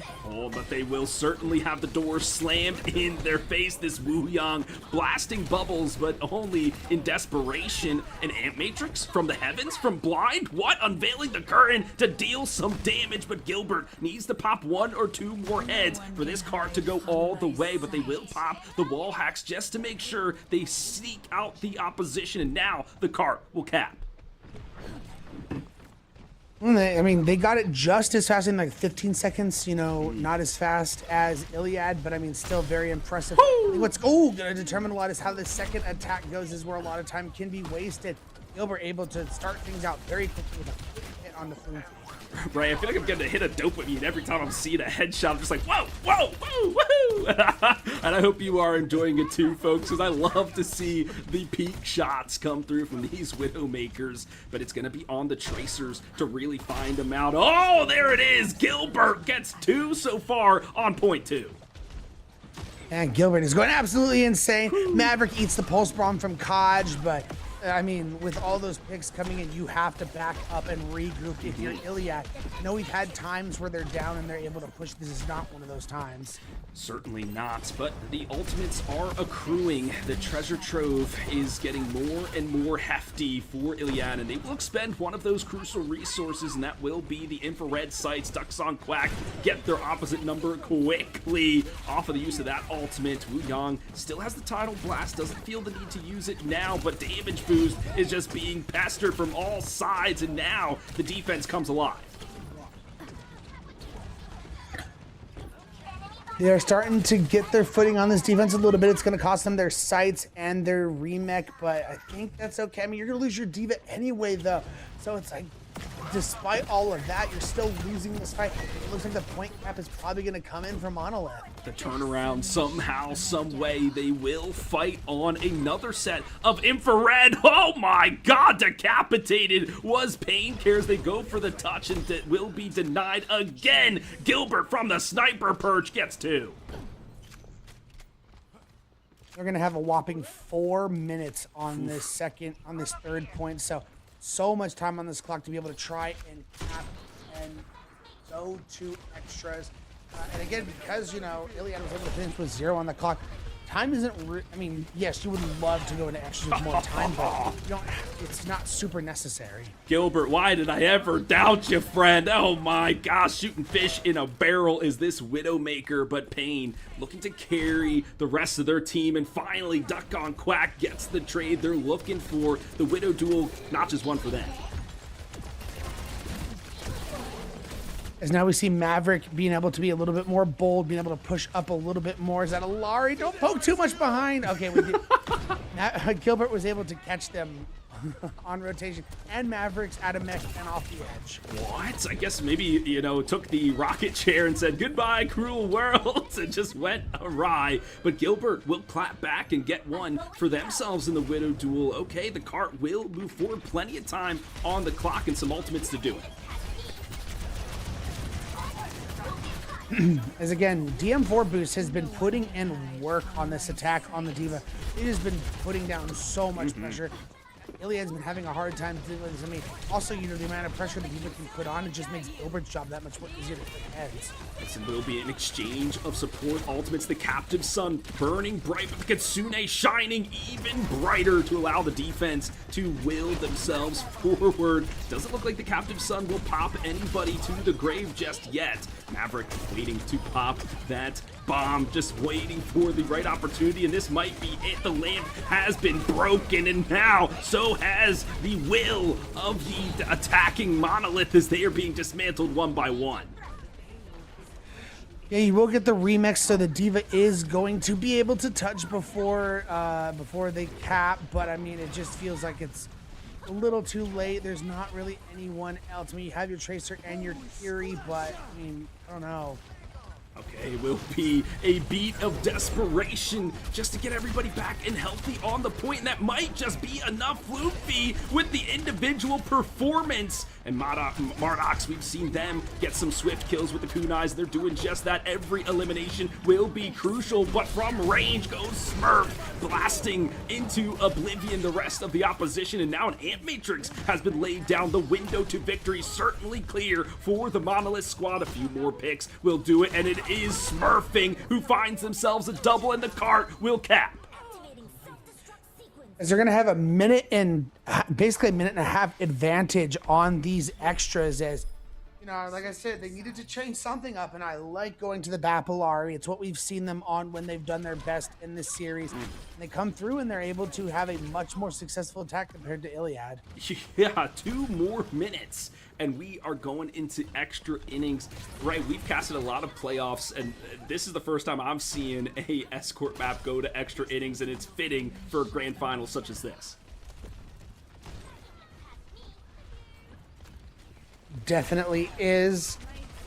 And man, like we mentioned, wanting to tie this up 1-1 going into the break are Monolith, and they put themselves in a really good position. So they just got to make sure they give themselves a successful defense here, so they don't, you know what I mean? To me, I would like, you can't allow them to cap this first point. You allow them to cap the first point, you put yourself in a precarious situation coming into your attack. For sure, and you have the time bank to do it, to at least go for some economic pushes, maybe get an alt cycle online, and then just do the quote-unquote pup push and just try to win it outright and get the point cap if you can. But yeah, their defense needs to be immaculate. Only 1 minute for ILIAD Artemis to move the cart. Attackers incoming. Stop the payload. The bloodshed. Sorry, there is a storm going on in my house, and I'm just a little worried about my power going out. But I digress. Here we go. 45 seconds left on the clock for ILIAD. We're going to have Dogon Quack go over to the Soji. We have not seen that hero out of them yet today, as Pain's going to be putting a lot of pressure on this high ground. They know that Gilbert is the VIP, the person that needs to be eliminated and be protected no matter how you look at it. And Maverick will find blind. That's a bulk of the healing off the board, and the trades will continue to flow throughout the kill feed. But I'm looking at these divas. What impact can they make? No, there will be no health back, and you will be denied boost taken out of the mech. Yeah, losing that D.Va mech is absolutely devastating. It's going to make the, likeness and then being able to touch. I mean, they're going to have to go back to spawn and swap over. So they'll still have a chance to be able to touch here, but it's still going to be tough. Kaj, closer to this pole spawn, maybe that can, try and get an early pick.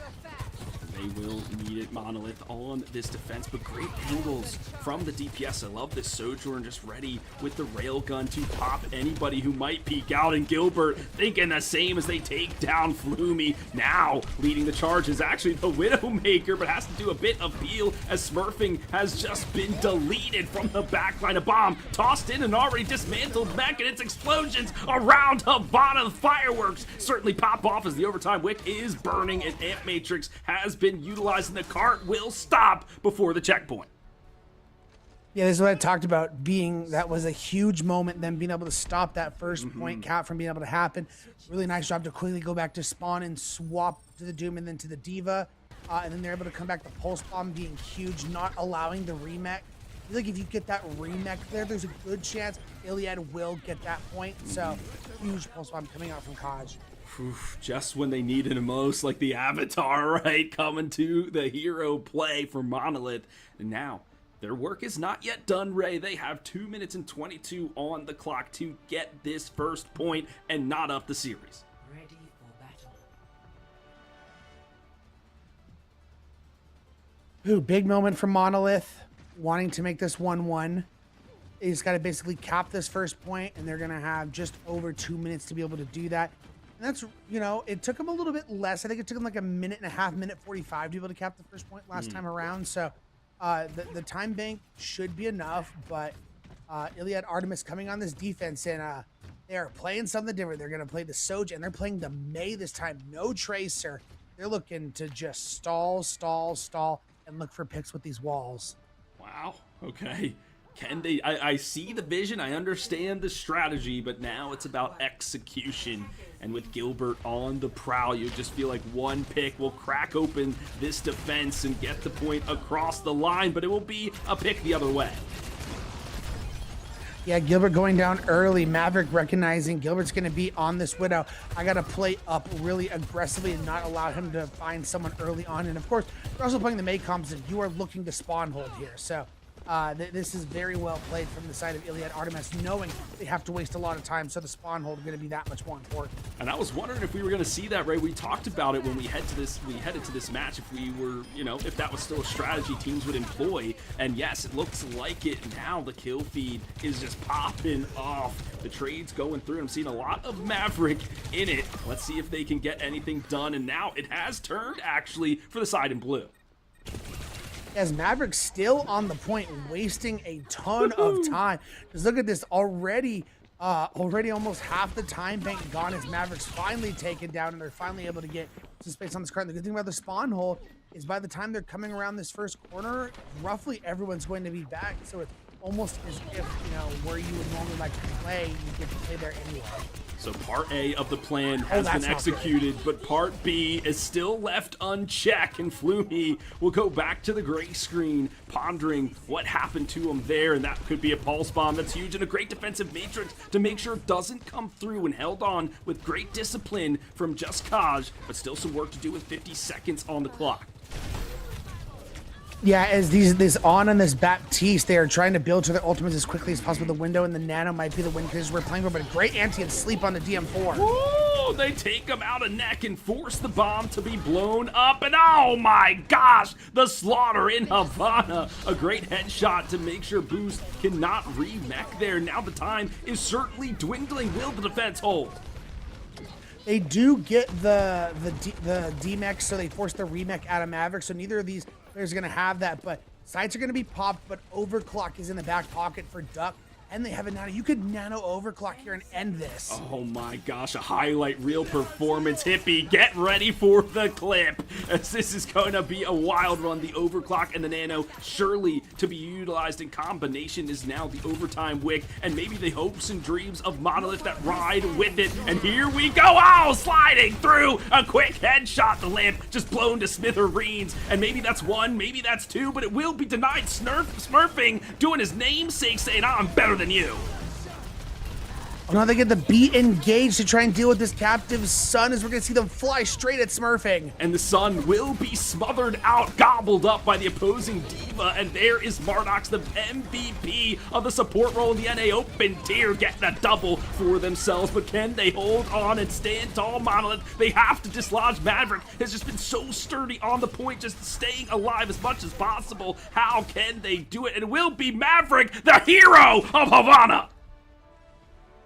ILIAD Artemis able to shut down the hopes for Monolith of tying this series up 1-1, being able to hold defensively for even longer, and able to make this 2-0. Hey, I mean, what? That was just insane. It's just these little micro differences, right? Not being able to get back in mech and converging on the proper target and just working in unison, flocking to the opponents you need to eliminate. And it's just been a wonderful series to watch so far. It has, and man, just watching these highlights back, I mean, how would you say, oh, you just get a shot of adrenaline every time you see these videos popping off. Oh man, but ILIAD, man, it was looking rough there. You didn't get that first point cap. They had 2 and 22 minutes and 22 seconds to be able to attack. But I like the idea of going for that spawn hold, knowing the situation you're in. I mean, they wasted, you know, almost a minute and a half of their time on just spawn holding. A wonderful strategy, and it worked out to perfection for them. I am more worried about Monolith. How do they bounce back from this? Because surely they thought they had this one in the bag, like 2 minutes and 30 seconds. That's enough for a couple ults. We can definitely push this one home, and they get denied at the doorstep and find themselves 0-2 in the series. I mean, their locker room speeches has to be one of, you know, highlight reel performance. Yeah, that's going to be the big question, is how do they respond? Is it going to be one of those gut-wrenching, almost like series ruining because everyone is just so upset and tilted that they weren't able to get that done? Or is it going to be like the extra amount of motivation, extra amount of boost they need to be able to push themselves and win and come back and win this series? I mean, I'm just looking at the tank players here, Ray, and yes, there's a 1,000 damage difference between, but the deaths boost was surviving for so long, 4 deaths only on them, but it feels like the impact from Maverick just can't be understated. Just cleaning up every kill, stalling the point time and time again. It's just these other things that tanks need to do besides just eliminations. It's survive, and that's what they did. Yeah, unfortunately, it wasn't enough for them to be able to tie up this series, as we have had a banger so far. Both maps have been down to the wire. We're going to take a short break, as you mentioned, give Monolith some time to give a locker room speech and try and come back in this series. Don't go anywhere, folks. Fill up the drink, get another snack. We'll be right back.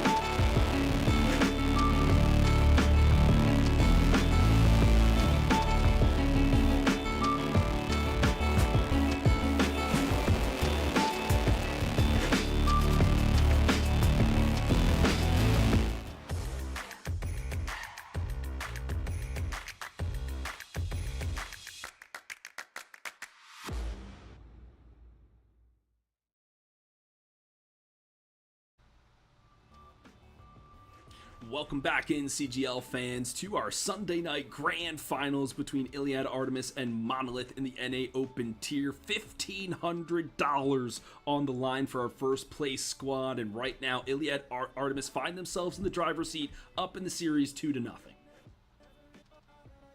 It has been a really close. I mean, that last map was down to the wire. I mean, I would say that second sub map on Lijiang Tower, maybe you could say that one wasn't as close, but all things considered, it's been a banger of a series. The big question for Monolith, I mean, to me, this is more of like the do or die moment. Like going down 3-0 in a grand finals, asking yourself to have to win 4 straight. So this next map pick and ban phase is going to be extremely important, as we do have the map pick coming in from Monolith. We're going to Flashpoint as Suravasa has been chosen. And that seems to be the pick for most of these competitive squads when it comes to this game mode, right? Saravasa just seems most practiced by everybody. You know what? So no surprise. I'm gonna just say it. I love me some Saravasa, but me and my team, man, if me and my team ever got a chance to pick Flashpoint because all the other teams pick it before we can, we always go Atlas, man. I love myself some Atlas. You were showing me your green screen earlier today that it was Atlas in the background, so that makes sense. Well, teams out there, make sure you get Ray to let him pick the Flashpoint map, which means I guess you have to lose, right? A couple of games beforehand. But either way, friend, let's take a look at the bans and see what these teams are cooking up next. As Monolith, as the team who lost the last map, had the ability to either pick first or second, of course, is they're always going to pick first 95% of the time. I've seen a couple matches here or there where they let the other team pick first, but Monolith, the question is, what do you look to ban here? Like, it felt like that second map, because we were questioning, you know, how the Tracer battle was going to be after Lijiang Tower, but the second map, it felt like much closer. So I don't know if you have to like go for the Tracer ban because you just don't feel confident in the mirror. Problem is, like, Duck has been playing a lot of heroes. Like, you saw the Hanzo go away. Oh, Lucio is going to be the ban. I mean, the thing is, I guess when their backs were against the wall, they did go to the Lucio on that defense. So I guess that makes sense. And especially on Flashpoint, not having that speed and knowing that, you know, ILIAD Artemis like to play the Lucio Kiri, I think it's a good, smart ban from Monolith. Yeah, they don't really play it. And if Spooktober is not in the lineup for this match, then they don't really run it. So, okay, take it off the board and force ILIAD into something else. But that means they can dip into the tank pool if they want to, try to hamstring Monolith in that way, maybe go for the Orisa, maybe find the Diva themselves, or they could go for the Tracer and say, yeah, we've been doing well on it, but okay, the Cassidy will open up the Tracer pick even more. Yeah, we did see them play the Cassidy on Lijiang Tower. I mean, Pain was still able to have their way, but as you mentioned, it just going to even enable the Tracer that much more. So, I mean, Pain and Kaj, they should be having quite some maps on the Tracer for this map if they're going to play it once again, because now they don't have the threat of the Cass anymore. I'd be extremely surprised if the Tracer is not played by any stretch. But Ray, what character we haven't seen is the Emre, and that has been particularly interesting for me. But let's check out the rosters and see if there's any switches. Doesn't look like any substitutions have been made. No, they're going to keep Blind and Smurfing in there to keep, you know, their core of possibly playing the Bap Ilaria, the Bap Ana. Especially with more no Lucio on the field, the Bap Ilaria is going to be even stronger if they're going to go that direction. And like I mentioned, this map being do or die for me, you know, just die on the hill that you feel strongest at. And those have been the, you know, that's where they've been their strongest, is on the Bap Ilaria. And that's where their attack was so good too on Havana, was playing that combo as well. So my guess that's what we're going to see. For the side of Artemis, I wonder how they're going to adapt on a map like Flashpoint with no Lucio. I mean, yeah, I was going to say Juno's like your, you know, backup, like, I don't have speed, let's go Juno. So the question is, what iteration of the Juno they're going to go? Normally you see either Juno Kiri or Juno Brig. Floomfy taking some time to think about what support they will be on. But Mardox, the support role star, right? Going with the Juno, and it will be the Brig, so nicely called out there from Ray. And I was spying the Zenyatta, who's my favorite character, have him as my phone background and everything, but Blind will go over to the Baptiste. This is the tried and true comp for Monolith. As Iliad's also going to have Maverick go back to the Hazard, which makes sense. Flashpoint is a very good mode for the Hazard. It can compete well with the Diva, so I kind of like the matchup. Let's see how it works out for Iliad. And right, we've seen across all divisions, all tournaments, that the Hazard pick can cause some confusion, some disruption for teams. They're not sure exactly how to handle it from time to time when it gets tossed out there. So let's see if the Renegade can do just that as they go diving into the backline, and Kaj just kind of pestering them from the back with the pulse pistols, not doing too much damage, but ILIAD ARTEMIS will cap the point first. Gilbert gonna get that pick onto Duck, and I didn't even, yeah, I mean, they're playing double flex DPS, that's gonna be a little bit of an issue, but especially with no pass, I could see why they're feeling pretty confident about that. Payne able to get blind, so the Baptiste is gonna be slow getting back, and given how fast this comp is for the side of Iliad, they're also gonna go over to the Diva, so they might be able to get back relatively quick compared to the Bat. So some tug of war over that first flashpoint, right? It goes the way of ILIAD ARTEMIS first, and then the fight cleanly won for Monolith, and now they take the lead, but can they sustain on the point? The Juno trying to heal with the Medi Blaster, now the torpedoes as well, but this is some good stout defense from Monolith. They're doing their namesake justice here. Let's see if they can approach this point.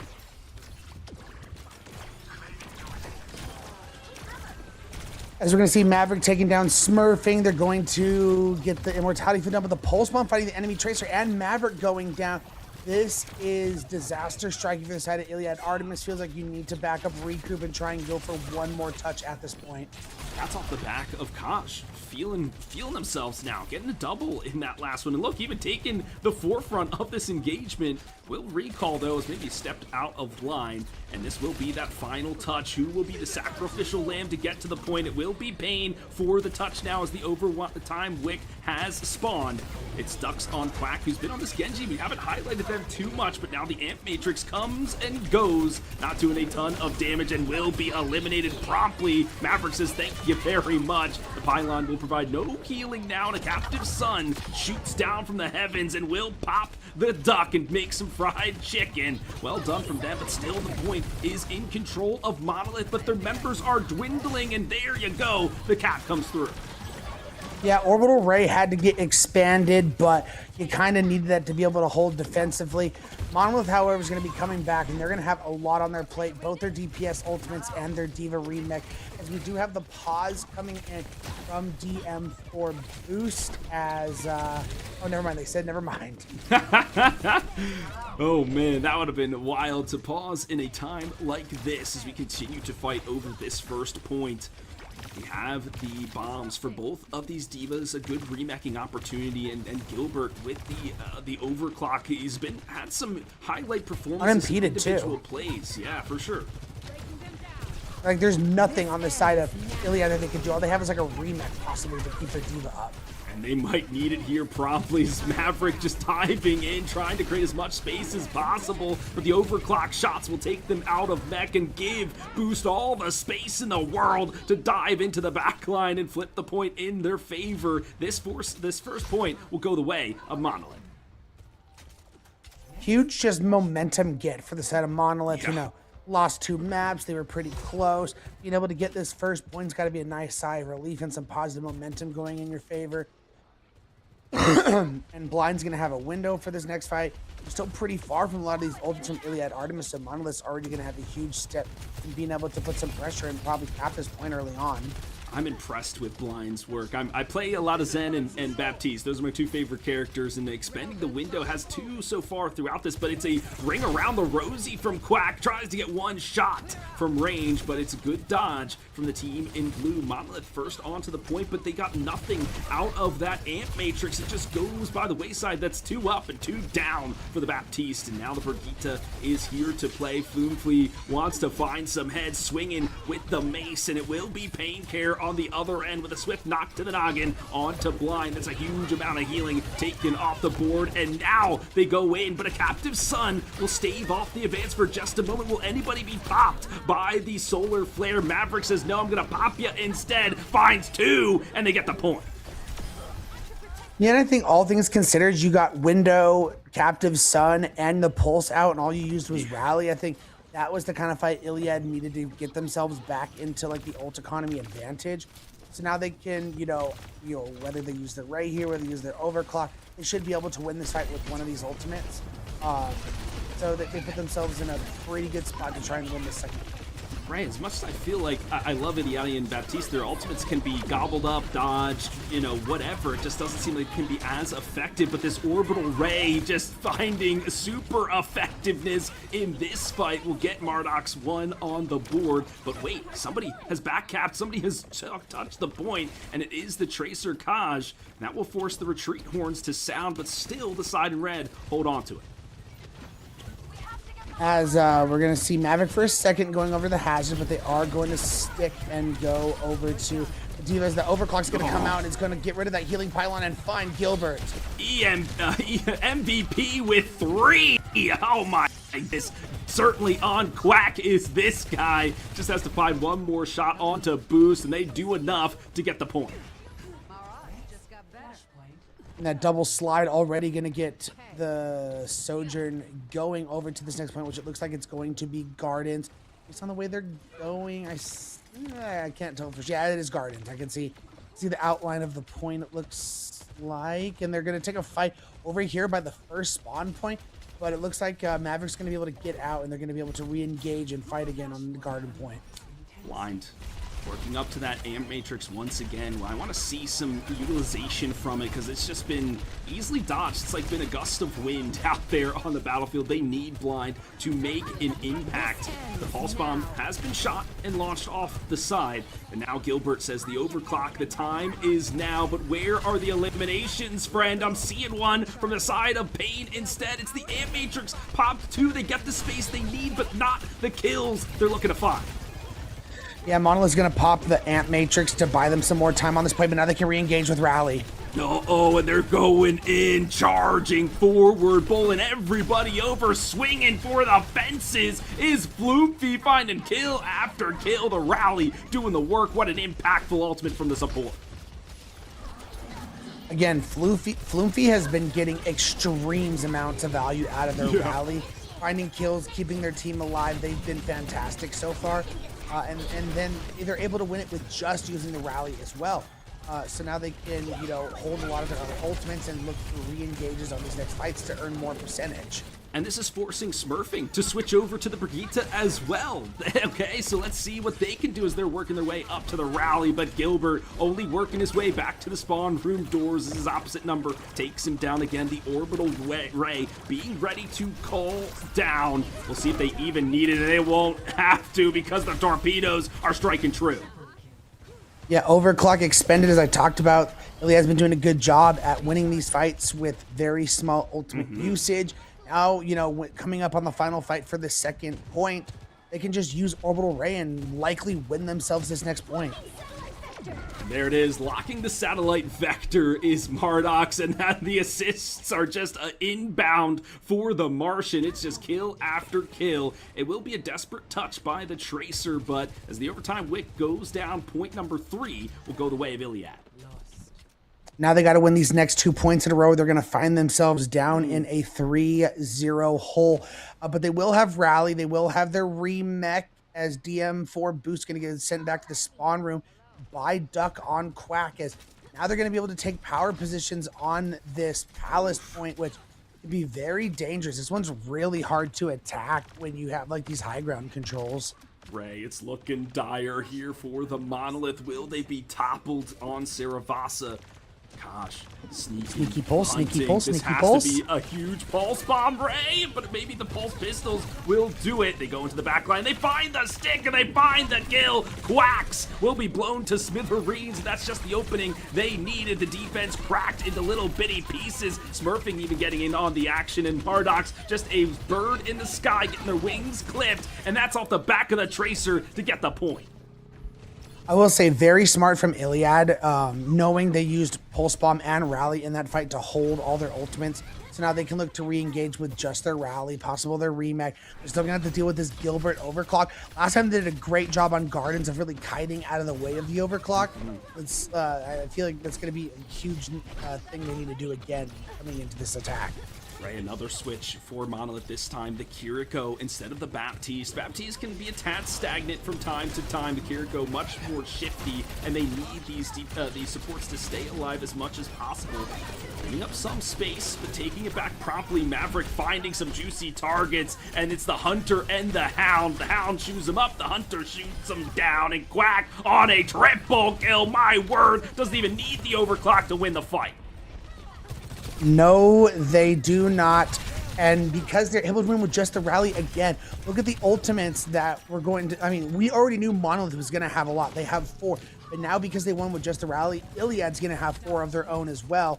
I will say Monolith can look to just try and use as many as they want aggressively here because they have to get this point flip. ILIAD doesn't have that luxury because they're going to have to win 2 team fights. But you feel like if you're Monolith, you also have to think ahead a touch. We want to win this, but do we want to have enough in the tank to get the next one too? Because we will be down, and Gilbert says, I gotta put the team on my back though, and gets one with the overclock, but needs to find a little bit more. Finally dives in Gilbert, and that is huge eats from the Pulse Bomb. Finally, 1 denied from Boost. We've been seeing the Divas hungry in this grand finals, and it will be a great work for Monolith to flip the point. Yeah, and then being at 87%, that's pretty much going to end this point for the side of Monolith. They will make this 2-2. Maverick's going to try their best and just earn as much ult charge as possible, and they are going to get killed eventually. Oh man, this could be a really, really rough stagger. However, yeah, they're just going to go down now. And Gilbert cleaning them up, and we'll see. Maverick does have the remake available, so it's at least a saving grace for him. But the Tracers are scuffling on these off angles once again. Some aggression from Monolith. That's what we want to see. Yes, we're all trying to circle and, you know, take their fights as they're trying to move their way over to Ruins, which is the final point of Saravasa. Duck gonna have this overclock advantage as Smurfing pops the rally. Oh, rally to me as they are willing themselves to victory. Into the Ruins they go. Archaeologists looking for bones and burial sites. Who will be the one to go 6 feet under? Quack looking to make it so, but it will be Just Cause. Will sacrifice themselves to take down Fluby, who had popped the rally in the midst of it all. Quack though still available. This is the MVP of the open tier division. This is the #1 guy you need to eliminate. Look at him, stalwart on the point. Yeah, still Maverick got so low in the middle of that fight. Their supports are doing a great job of keeping Maverick up. Great control of the DM, able to stay alive. They're able to keep their pulse bomb, able to keep their remech, as they're going to need it because they're going to be able to re-engage with this Kitsune Rush. But they've already found the carry. Oh, Pain once more finds their opposite number with the Pulse Bomb. How do they keep doing this? Their tracking of abilities has just been immaculate. No recall there to save them, and they're pressuring them up against the spawn room doors.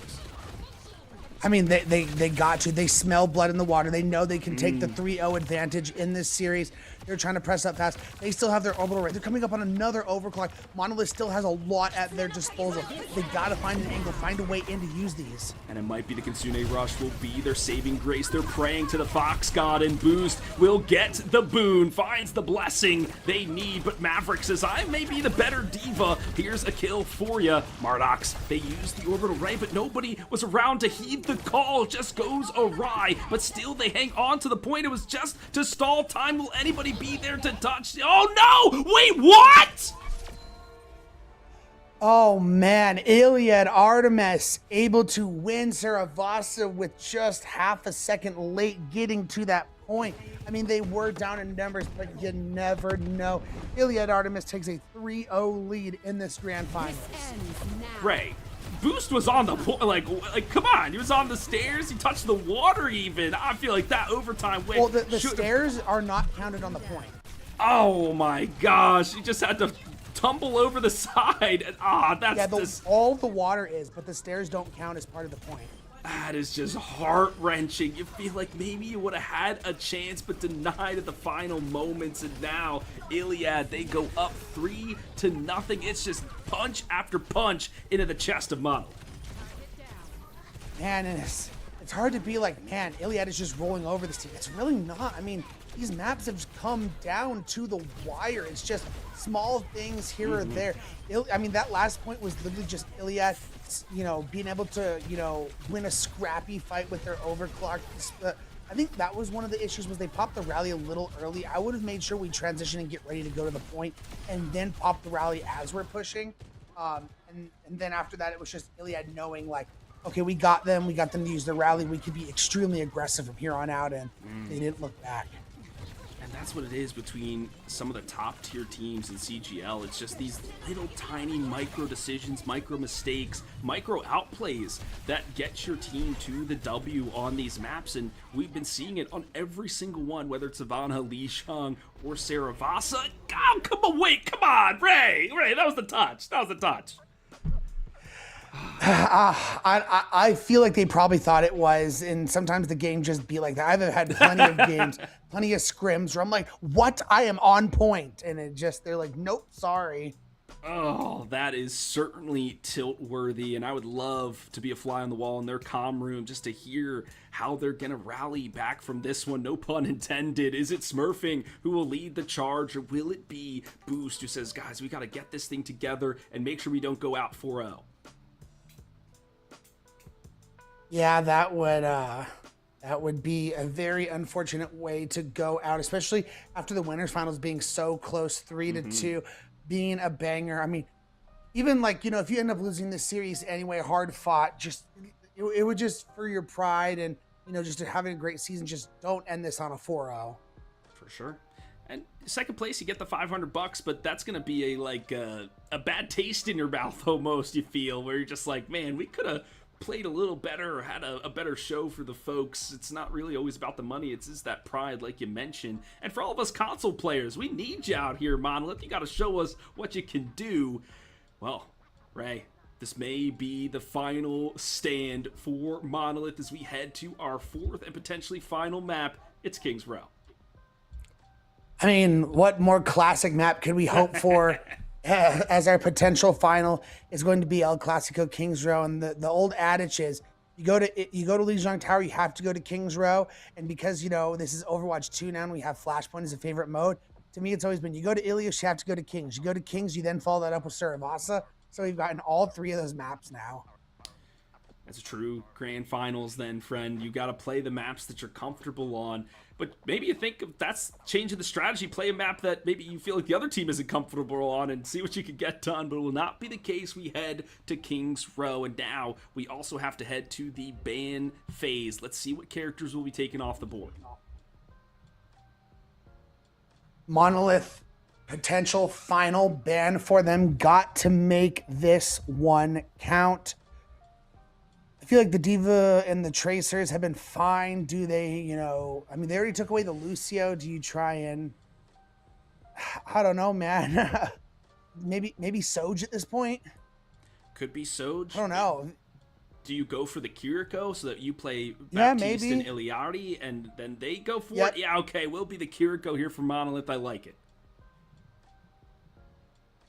As the old adage says, in a game of Overwatch with bans, Kiri has to be banned at least once because she is too good. I know. I learned from Shadowfang that that's in the CGL rulebook that Kiriko has to be banned at least once. But now ILIAD Artemis, where do they go? I feel like they have to go to the tank roster and take somebody out from there. I mean, it's kind of been a diva battle for a while now, and I think most teams are going to be comfortable playing that on King's Row. I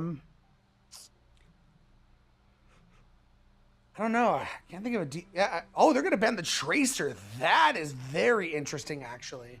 Wow. I feel like Pain has been so good on this character throughout the entire series, but they're trying to say, okay, let's mix it up for Kosh. Let's see what else they have in their back pocket, because we haven't seen them play anything but the Tracer. So maybe tripping up the DPS line will be the key to success and winning this outright in 4. Question is, to me, what are we going to see from these teams with no Tracer? Do we get Genjis? Do we possibly see like Echoes or Pharahs? Floor's open with no Tracer now. I mean, you could even possibly see Venture. Like, my team likes to play Venture on this map, especially on defense. Mm-hmm. And we alluded to this earlier, Ray, about the Emre. Like, why aren't we seeing that guy anymore? It's a good question. I guess these teams have felt pretty comfortable in their own skin. I mean, obviously Havana, I mean, that's just kind of like Widow area. I mean, obviously it's still a great Emery map, but both teams felt comfortable in the Widow duel. So that's why they're, I think the one that was a little bit surprising was not seeing it on Lijiang Tower at all. But I guess these teams are just feeling pretty comfortable in their Soj abilities and haven't felt the need to have to pull out like the Emery cheese. Okay, well, maybe they'll need it today on Kings Row, and both of the teams are thinking about what they want to do, if they want to make any substitutions, because this is a do or die moment for Monolith. No more mistakes can be made. You have to win it out, get the full-on reverse sweep. Yeah, I don't think there's going to be any swaps. We're just waiting on the hand cams to be ready. And they are, as we will be getting you guys into Kings Row. As you can see, no swaps from either side. This could be it, folks. Will we be naming ILIAD ARTEMIS our NA Open Grand Champions? Or will Monolith keep their hopes alive and force in map number 5? The stakes could not be any higher, Ray, and not to mention the $1,500 grand prize for the winner. That'll get you a good deal, right? About $500 per player, all things considered. And so this will be the Alamo for Monolith. I want to see if they opt for the defense first or go for the attack. I feel like most teams go for the defense first just to see where they can hold and then go for the attack because they know where the golden box of victory is. But, I mean, the tension is killing me. Okay, Monolith on defense.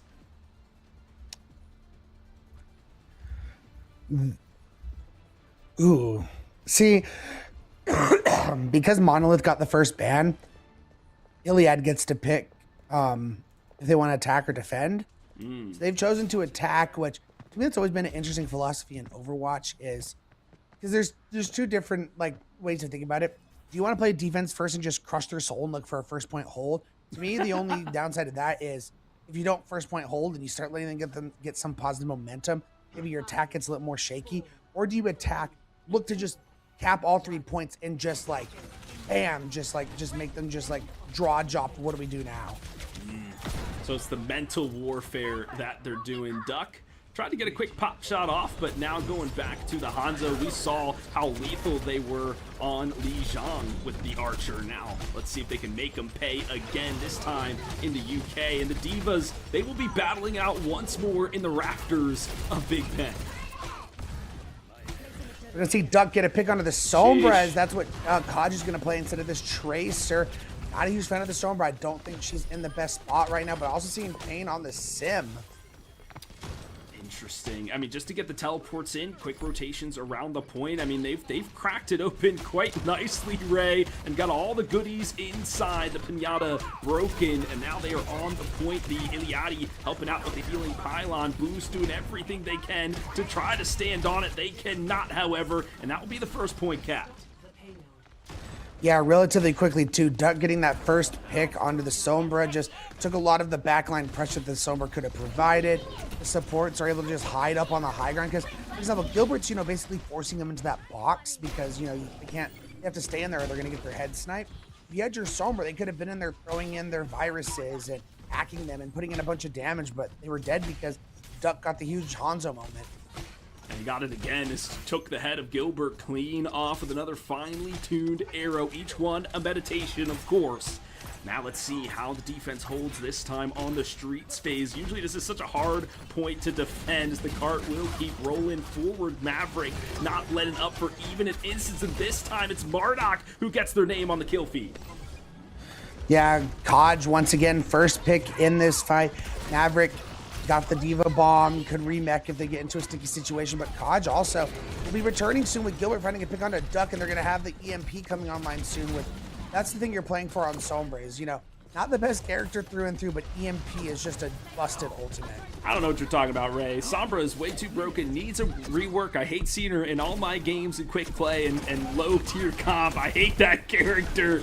Well, let's see what happens. Gilbert hating their opposite number and just laying in the damage, finds themselves on triple in the midst of it all. But as the dust settles, we continue onward. And who else is standing tall within it? It's Maverick who will keep the cart going. What? Yeah, absolutely ridiculous. And they still have their remech here if they get, found out by DM4 boost. But Monolith coming back with 4 of their ultimates. Maverick's going to get hacked. They could still, you know, use that bomb to remake if they need to, but they're not going to.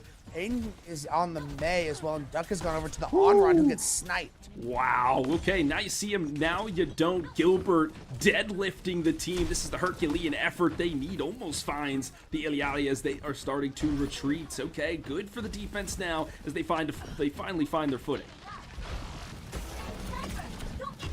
Sights top. One thing I'd be worried about, you do have this EMP, so you could just use it to try and deal with this blizzard. Possibly his captive sun is going to get thrown out. And let's see if it gets eaten. It's been pretty much on the menu every single time. It looks like it will connect onto somebody. Yes, Gilbert blown to smithereens, and that door cracked up wide open. Flumi says, I've got the ILIAD in the bag too. Let me show you. As Smurfy's now going to say, look, I got the Ana in my bag too, Mardhawk, so let me show you. As second point going to get capped, 4 minutes on the clock for ILIAD Artemis, and they still have a blizzard to be able to throw in. His Hodges still has this EMP. Hasn't been able to find a angle to use it yet. This blizzard is going to be very spooky. Boost has to keep their head on a swivel to make sure they gobble up Snowball before it can do some real damage.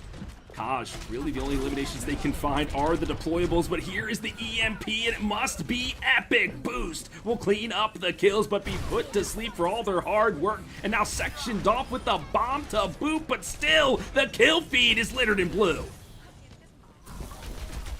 As Floomfy gonna get off the Iliari and go over to that tried and handy Lucio. Yeah. Still gonna have your Blizzard, still gonna have your Nano.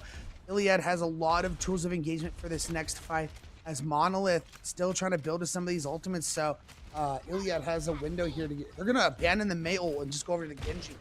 What? I mean, Nano Blade, but like you have to wait a long time for that, so it's like you might as well try to do something. And oh my gosh, Quack the MVP just putting Kaj 6 feet under with a swift punch to the skull, and now they move on forward, but Blind wants to stop them in their tracks, finds a rebuttal kill onto Maverick. We've seen ILIAD win fights without their tank before, but maybe not the case this time. Yeah, not without their Ana.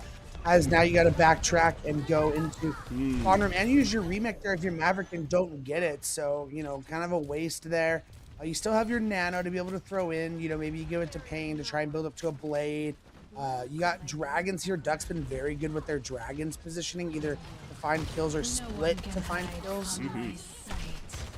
Well, no one can hide from this sight, and they won't have opportunities to even see as the arrow will find them in between the eyeballs. Duck on Quack, just immaculate with these snipes, and now Pain will go into the backline, looks to take the 1v1 onto the Sojourn. The Lieutenant demoted to the gray screen, and the cart will move forward. As Nano and Dragons were used there, so Monolith can come back with the window with their Nano. You're going to have a lot of damage at their disposal. You got to move quickly, though, as a lot of pressure is being put on these doors. Nano's going to be thrown on the Diva. Oh, and look at this close hold. It does just enough. Round 1 complete. All 3 points on the board for ILIAD Artemis. They explore the unknown and get the dub. That had to have been a boop, right? Like, how did they not get the touch there with the Nano? I thought it was a boot from the boosters of the Diva. I mean, that was wild that they couldn't even touch. Well, it wasn't a boot from the booster of the Diva, because the Diva was on the spawn room doors trying to kill everyone. Because their Diva got nanoed, went to the point. That had to have been a Lucio boop there at the end. Like, very well played from Floofy. Hippie, can we see the clip? I need the replay. How did it happen? We'll see if he can find it for us, but we need Monolith now to find a way to win. They have to cap the point, get all 3 just to send us into extra innings, and we saw what happened last time on Havana. Yeah, we went the full distance, went to extras, as full amount of pressure is now on from Monolith. ILIAD Artemis has their line in the sand, their grand champion moment here. All they have to do is stop Monolith from full capping King's Row. And, you know, bonus point, they can either make this a win or draw situation if they, you know, are able to get Monolith, you know, into overtime, even if they cap the whole thing. I forgot about the draws. I don't know if we'll see that. I feel like it's do or die, right? There's going to be a victor in King's Row tonight. As the time ticks forward, Monolith, they go for a double sniper composition. I feel like I haven't seen this from like until the Philadelphia Fusion did it back in 2018. Okay, now a switch from just Kaj. The cast gonna be a deterrent for the Genji. You're gonna see DM4 boost trying to go to this high ground, take control of the hotel. How is Monolith gonna want to attack this first point? We've seen the Cassidy be a very vulnerable target from time to time, just getting dove on and blown up, but the team seems to be split from ILIAD ARTEMIS as now the lamp has been exposed and dismantled once more. That's one deployable gone. Now they need to find the pylon too, and this is just a great split actually from ILIAD. They're just shooting them from all angles. There's no way through.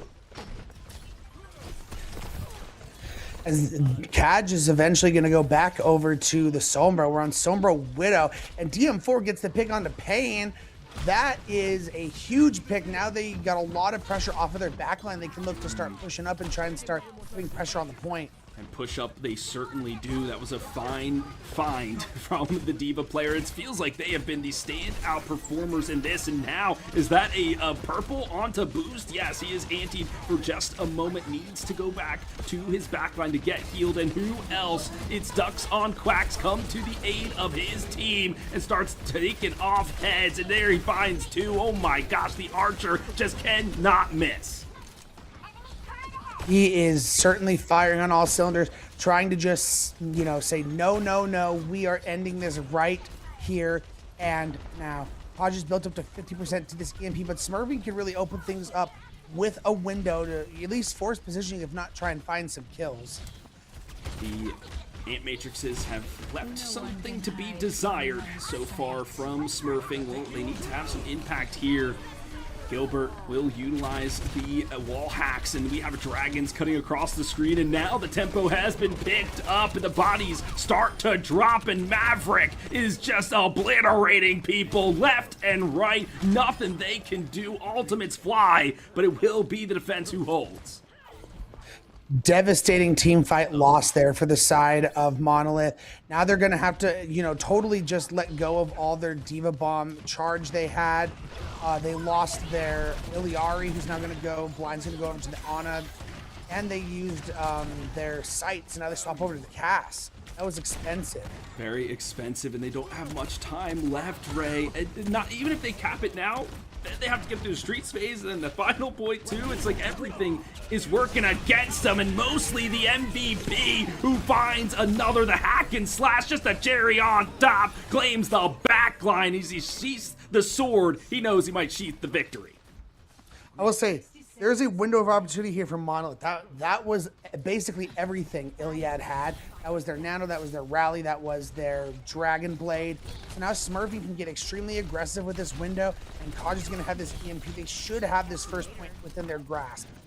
Window of opportunity, that's the key word, that's the trophy for the Baptiste if he amplifies over 2,000 damage without dying or healing. So let's see if Smurfing can do that. They'll need an epic performance from the support, the EMP. They're vying for the right opportunity, but will it be a little too late as the time continues to work against them? There's the EMP, but only connects onto one. It will be enough as the Ana will be slain.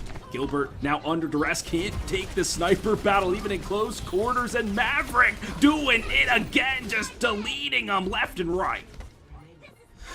We're gonna see this little D.Va duel on point as we have the D.Va, and it looked like, what is that, oh man, this is so tough. Can Maverick continue to hold? They're gonna force the D.Va bomb as well, but the D.Va bomb's gonna force the mech out of Maverick. And Paincare will go dashing to and fro. The Blaze Dance in the backline as the overtime wick will burn, so too with the health bar. And at the nick of time, Monolith extend the lifeline in the series. I will say this is danger moment for Monolith. I don't know, even if they were to win all these fights without anyone touching the point, I don't know if they can finish with time on the clock now. So they might just be playing for a draw, but regardless, even if they can't, they basically have to play the street phase and third flawless. They can't have any long drawn out fights. And we've seen just a few hiccups from them here and there, but Gilbert could be the one to deadlift their squad. Has to have a heroic performance, but not finding the right angles as of yet. Smurfing been holding on to that window and needs to find the opportunity to use it, but Ducks on Quack will be the first eliminated in this fight. That's a good opening kill for the Monolith squad. They need to find a few more.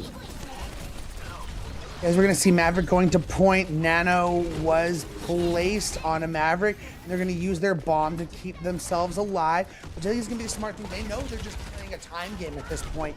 So they can just use their ults, waste as much time as they need, and they get Gilbert for their effort as well. They found out the sniper and dislodged them from their perch, and now it's the window of opportunity, but a dragon laid right through it. Won't amplify that way, buddy, but still will do enough to make sure nobody has the opportunity to shoot through the window and get the damage, and this is full on aggression. We've seen ILIAD hold time before, and they're doing it again. Just under a minute for Monolith. EMP is going to be coming online, and the cart's right here at the end, so they should be able to just come into this next fight. EMP, but, you know, Kod's going to go back to the spawn room. Same with Gilbert. They can't stagger like this. They have to get things going. The good thing is 36 seconds. They still should be able to get this point. Now they lose blind. This is just disaster after disaster. I mean, everyone has to go back now. Go back now, die really quickly, and then let's try again. They have the EMP. Everybody eyes on this Sombra. Everybody hold on to your chairs. I can't state how important this ultimate is. It has to be impactful. They are detected, though. It gets onto 2. A solo fight for just Kosh. Where's the follow-up? Nobody even there. They find a pick on Mardox. That is huge, and there's a double. But the seconds are dwindling. Will anybody even get to the point? Yes, Boost will touch to trigger the overtime. And the cart will move forward, but a desperate defense will be mounted for the side of ILIAD Artemis. They are bringing the reinforcements here now, Ray.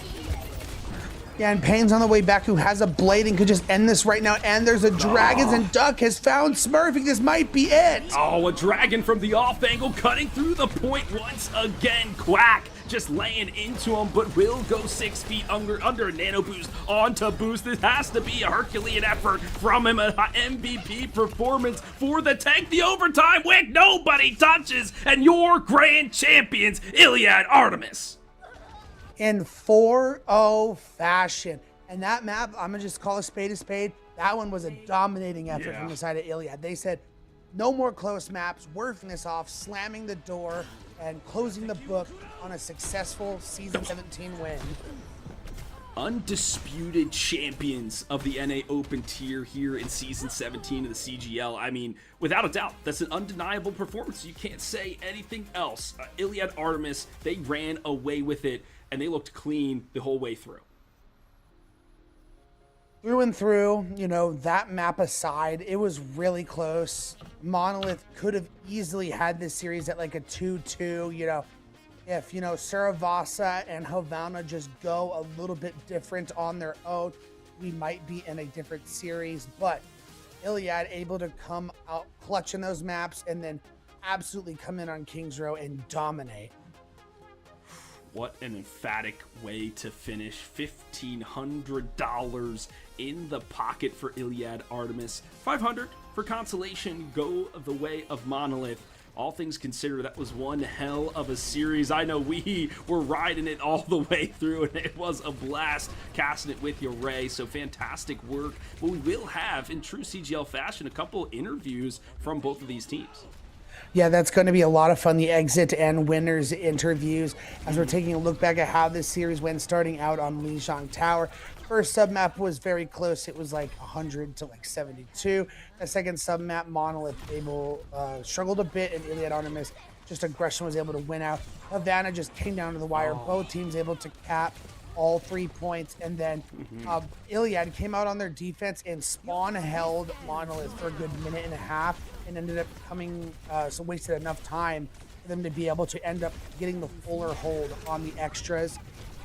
Then we get taken to Saravasa, and man, was this a banger of a map. Every single point was so close. You know, some of them went 99-99. It just came down to the last point where ILIAD was able to win a really scrappy fight and hold some ultimates. Then they were able to just aggressively hold Monolith in their spawn.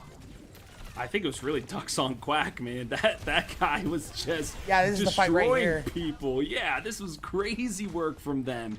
This was just tough from Kaj, as they weren't on their tracer here for Kings Row, trying to make it work on the Sombra. And look at that, just shot after shot from Quack, and the blade, just the cherry on top, as we mentioned, and just great work from ILIAD Artemis to win it all. Very impressive game from both of these teams, but Iliad showed, hey, we're a Face It Masters team, middle of the pack team for a reason. We had the goods today. As you can see, 2-0, 4-3-3, 2-3-1. Was not an easy effort for them, but they're able to get the win in the end. Huge congratulations, and let's take a look at the series hero bans, because I think a lot came down to this, right? Taking off the Baptiste early really threw Monolith for a loop. Taking off the Tracer in that final map really threw Kaj for a loop. So there were tons of strategies. These teams really did their homework to try to get leg up on their counterparts, and this time the homework pays off really, Ed. Man, what a series we had from both of these teams. And like we mentioned, we're going to be having interviews with a player from Monolith for an exit interview and a player from the winning team for the winning interview for ILIAD Artemis. So don't go anywhere. We're going to get that set up. You're not going to want to miss this. We'll be right back.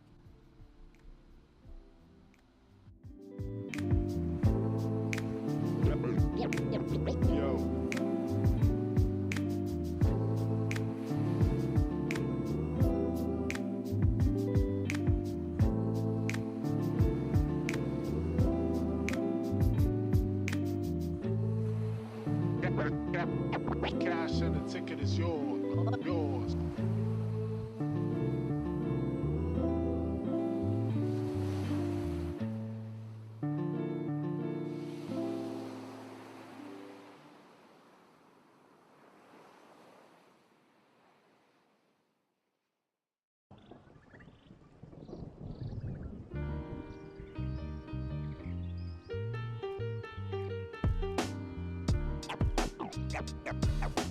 Got lots of love.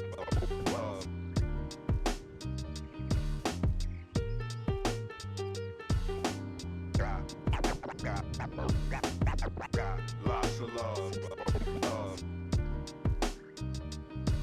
Lots of love.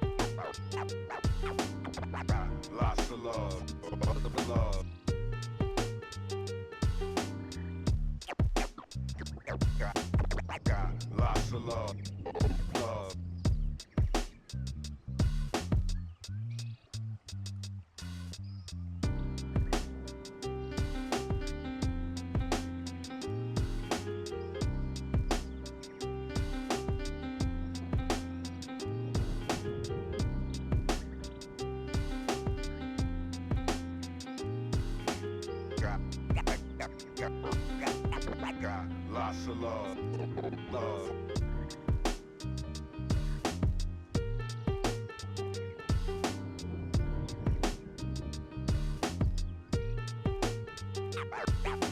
Got lots of love.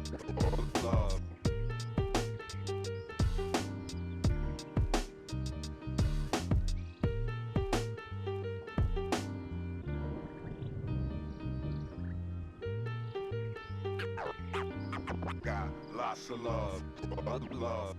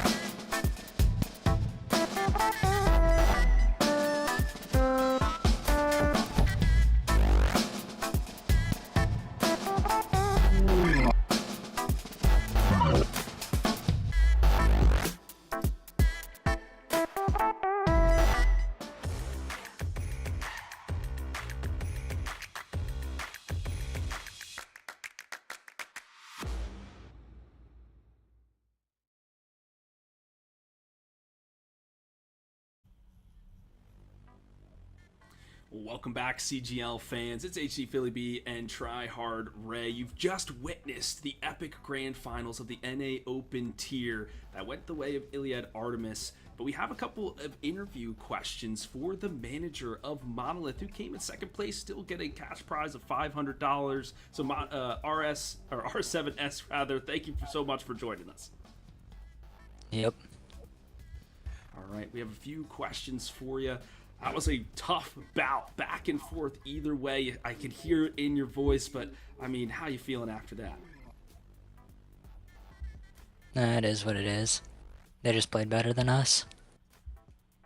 Yeah, it's a tough. Yeah, I was gonna say. So I mean, a lot of those maps were extremely close, and your guys' winner finals was 3-2, and it felt like we could have easily have been, if Havana and Saravasa, changed just a little bit, could have been in a 2-2 series. I mean, what does your team attribute to, what went down in some of those clutch moments? What do you mean? Like, I mean, do they feel like, what small things do they feel like they could have tweaked, or maybe just something just went wrong? Like, it was just so close to possibly being a 2-2. Like, a lot of those maps were so close. The main thing was that, I mean, their diva was just feeding regularly, and our diva was kind of just trying to force plays, even though our team didn't want them to. They just wanted to be patient, play the game slower. Gotcha. And then last question for me, before we give it back to Philly. I mean, obviously, you guys proved you guys are probably like the best console team right now. What's the future for this team look like? Do you guys plan to do CGL again, or I mean, what's going to go on with Monolith going in the future? I believe we were staying as a team. I think I think 1 or 2 of our teammates are leaving, and then we're signing different people next season. I think we can beat that ILIAD team. They just have a little more playtime together, so they just play better as a team. I think all the individual players are better on our team, though. Fair enough. I like that confidence as the manager of the squad. You've got to see the potential in your players, and I want to tap in. Just the final question before we let you go is what's been the highlight moment of being the manager for this squad throughout the season?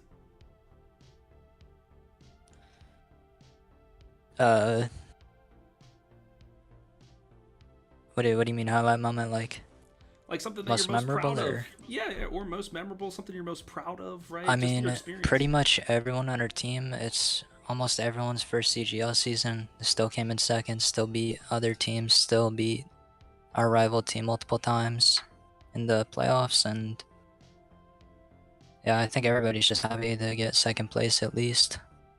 Yeah, for a first Still walking time away with some money. Absolutely, the first time in CGL, going all the way to the grand finals. That is a massive accomplishment that everyone should be proud of. And then Monolith, as your parting words here, do you want to shout out anybody while we have you on stream?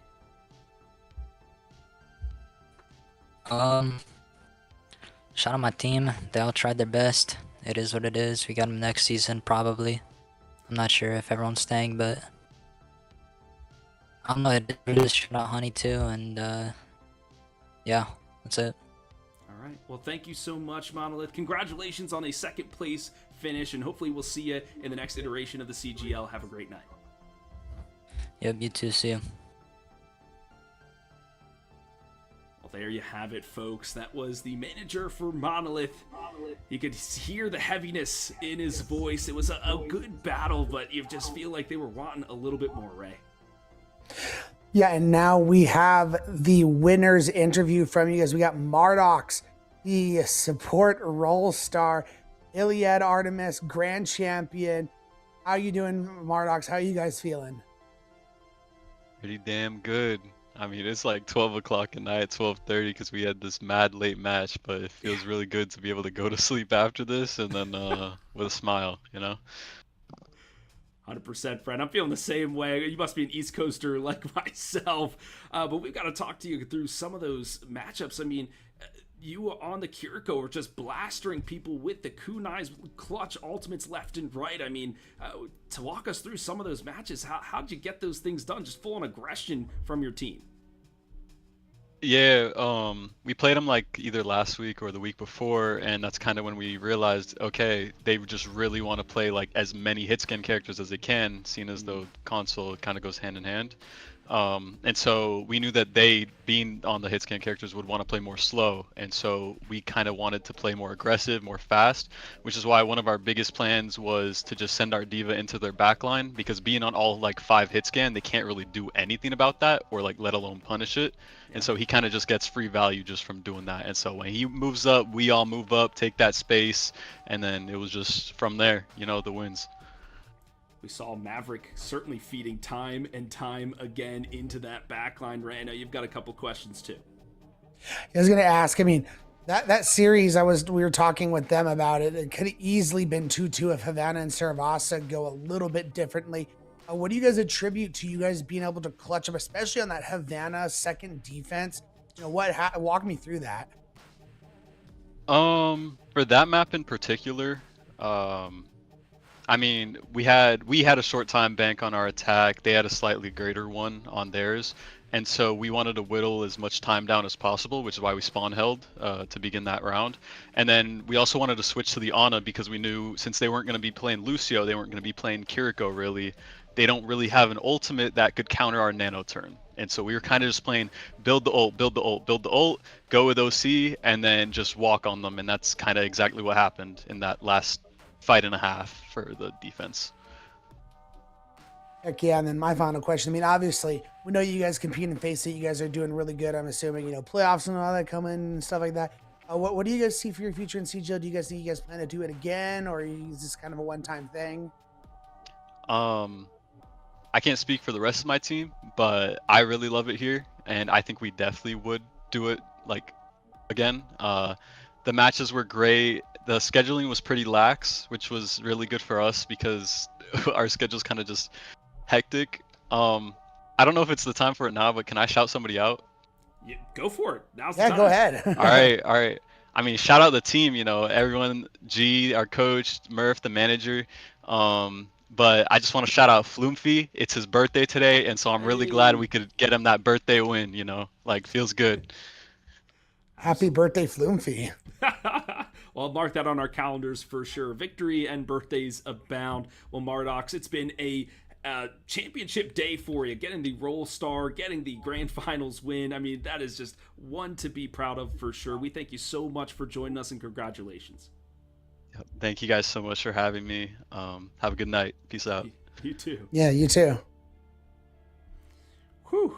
Well, Ray, we've did it. We've made it to the end of the series, but I know you, as the talent manager of CGL, there's more Grand Finals upcoming this week.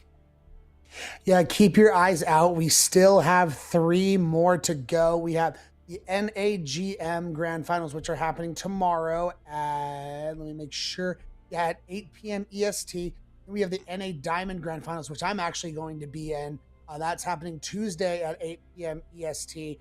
And then we're still awaiting the EU GM Grand Finals to be scheduled. So we still have 3 more to go. You are not going to want to miss those. So folks, you know what you have to do. Hit the follow button, like, subscribe on YouTube, anything that you can to get those notifications popping for when these Grand Finals do come around. From HD Philly B, Tryhard Ray, Hippie, and Honeybee in the back, we thank you so much for tuning in, and we'll see you in a bit.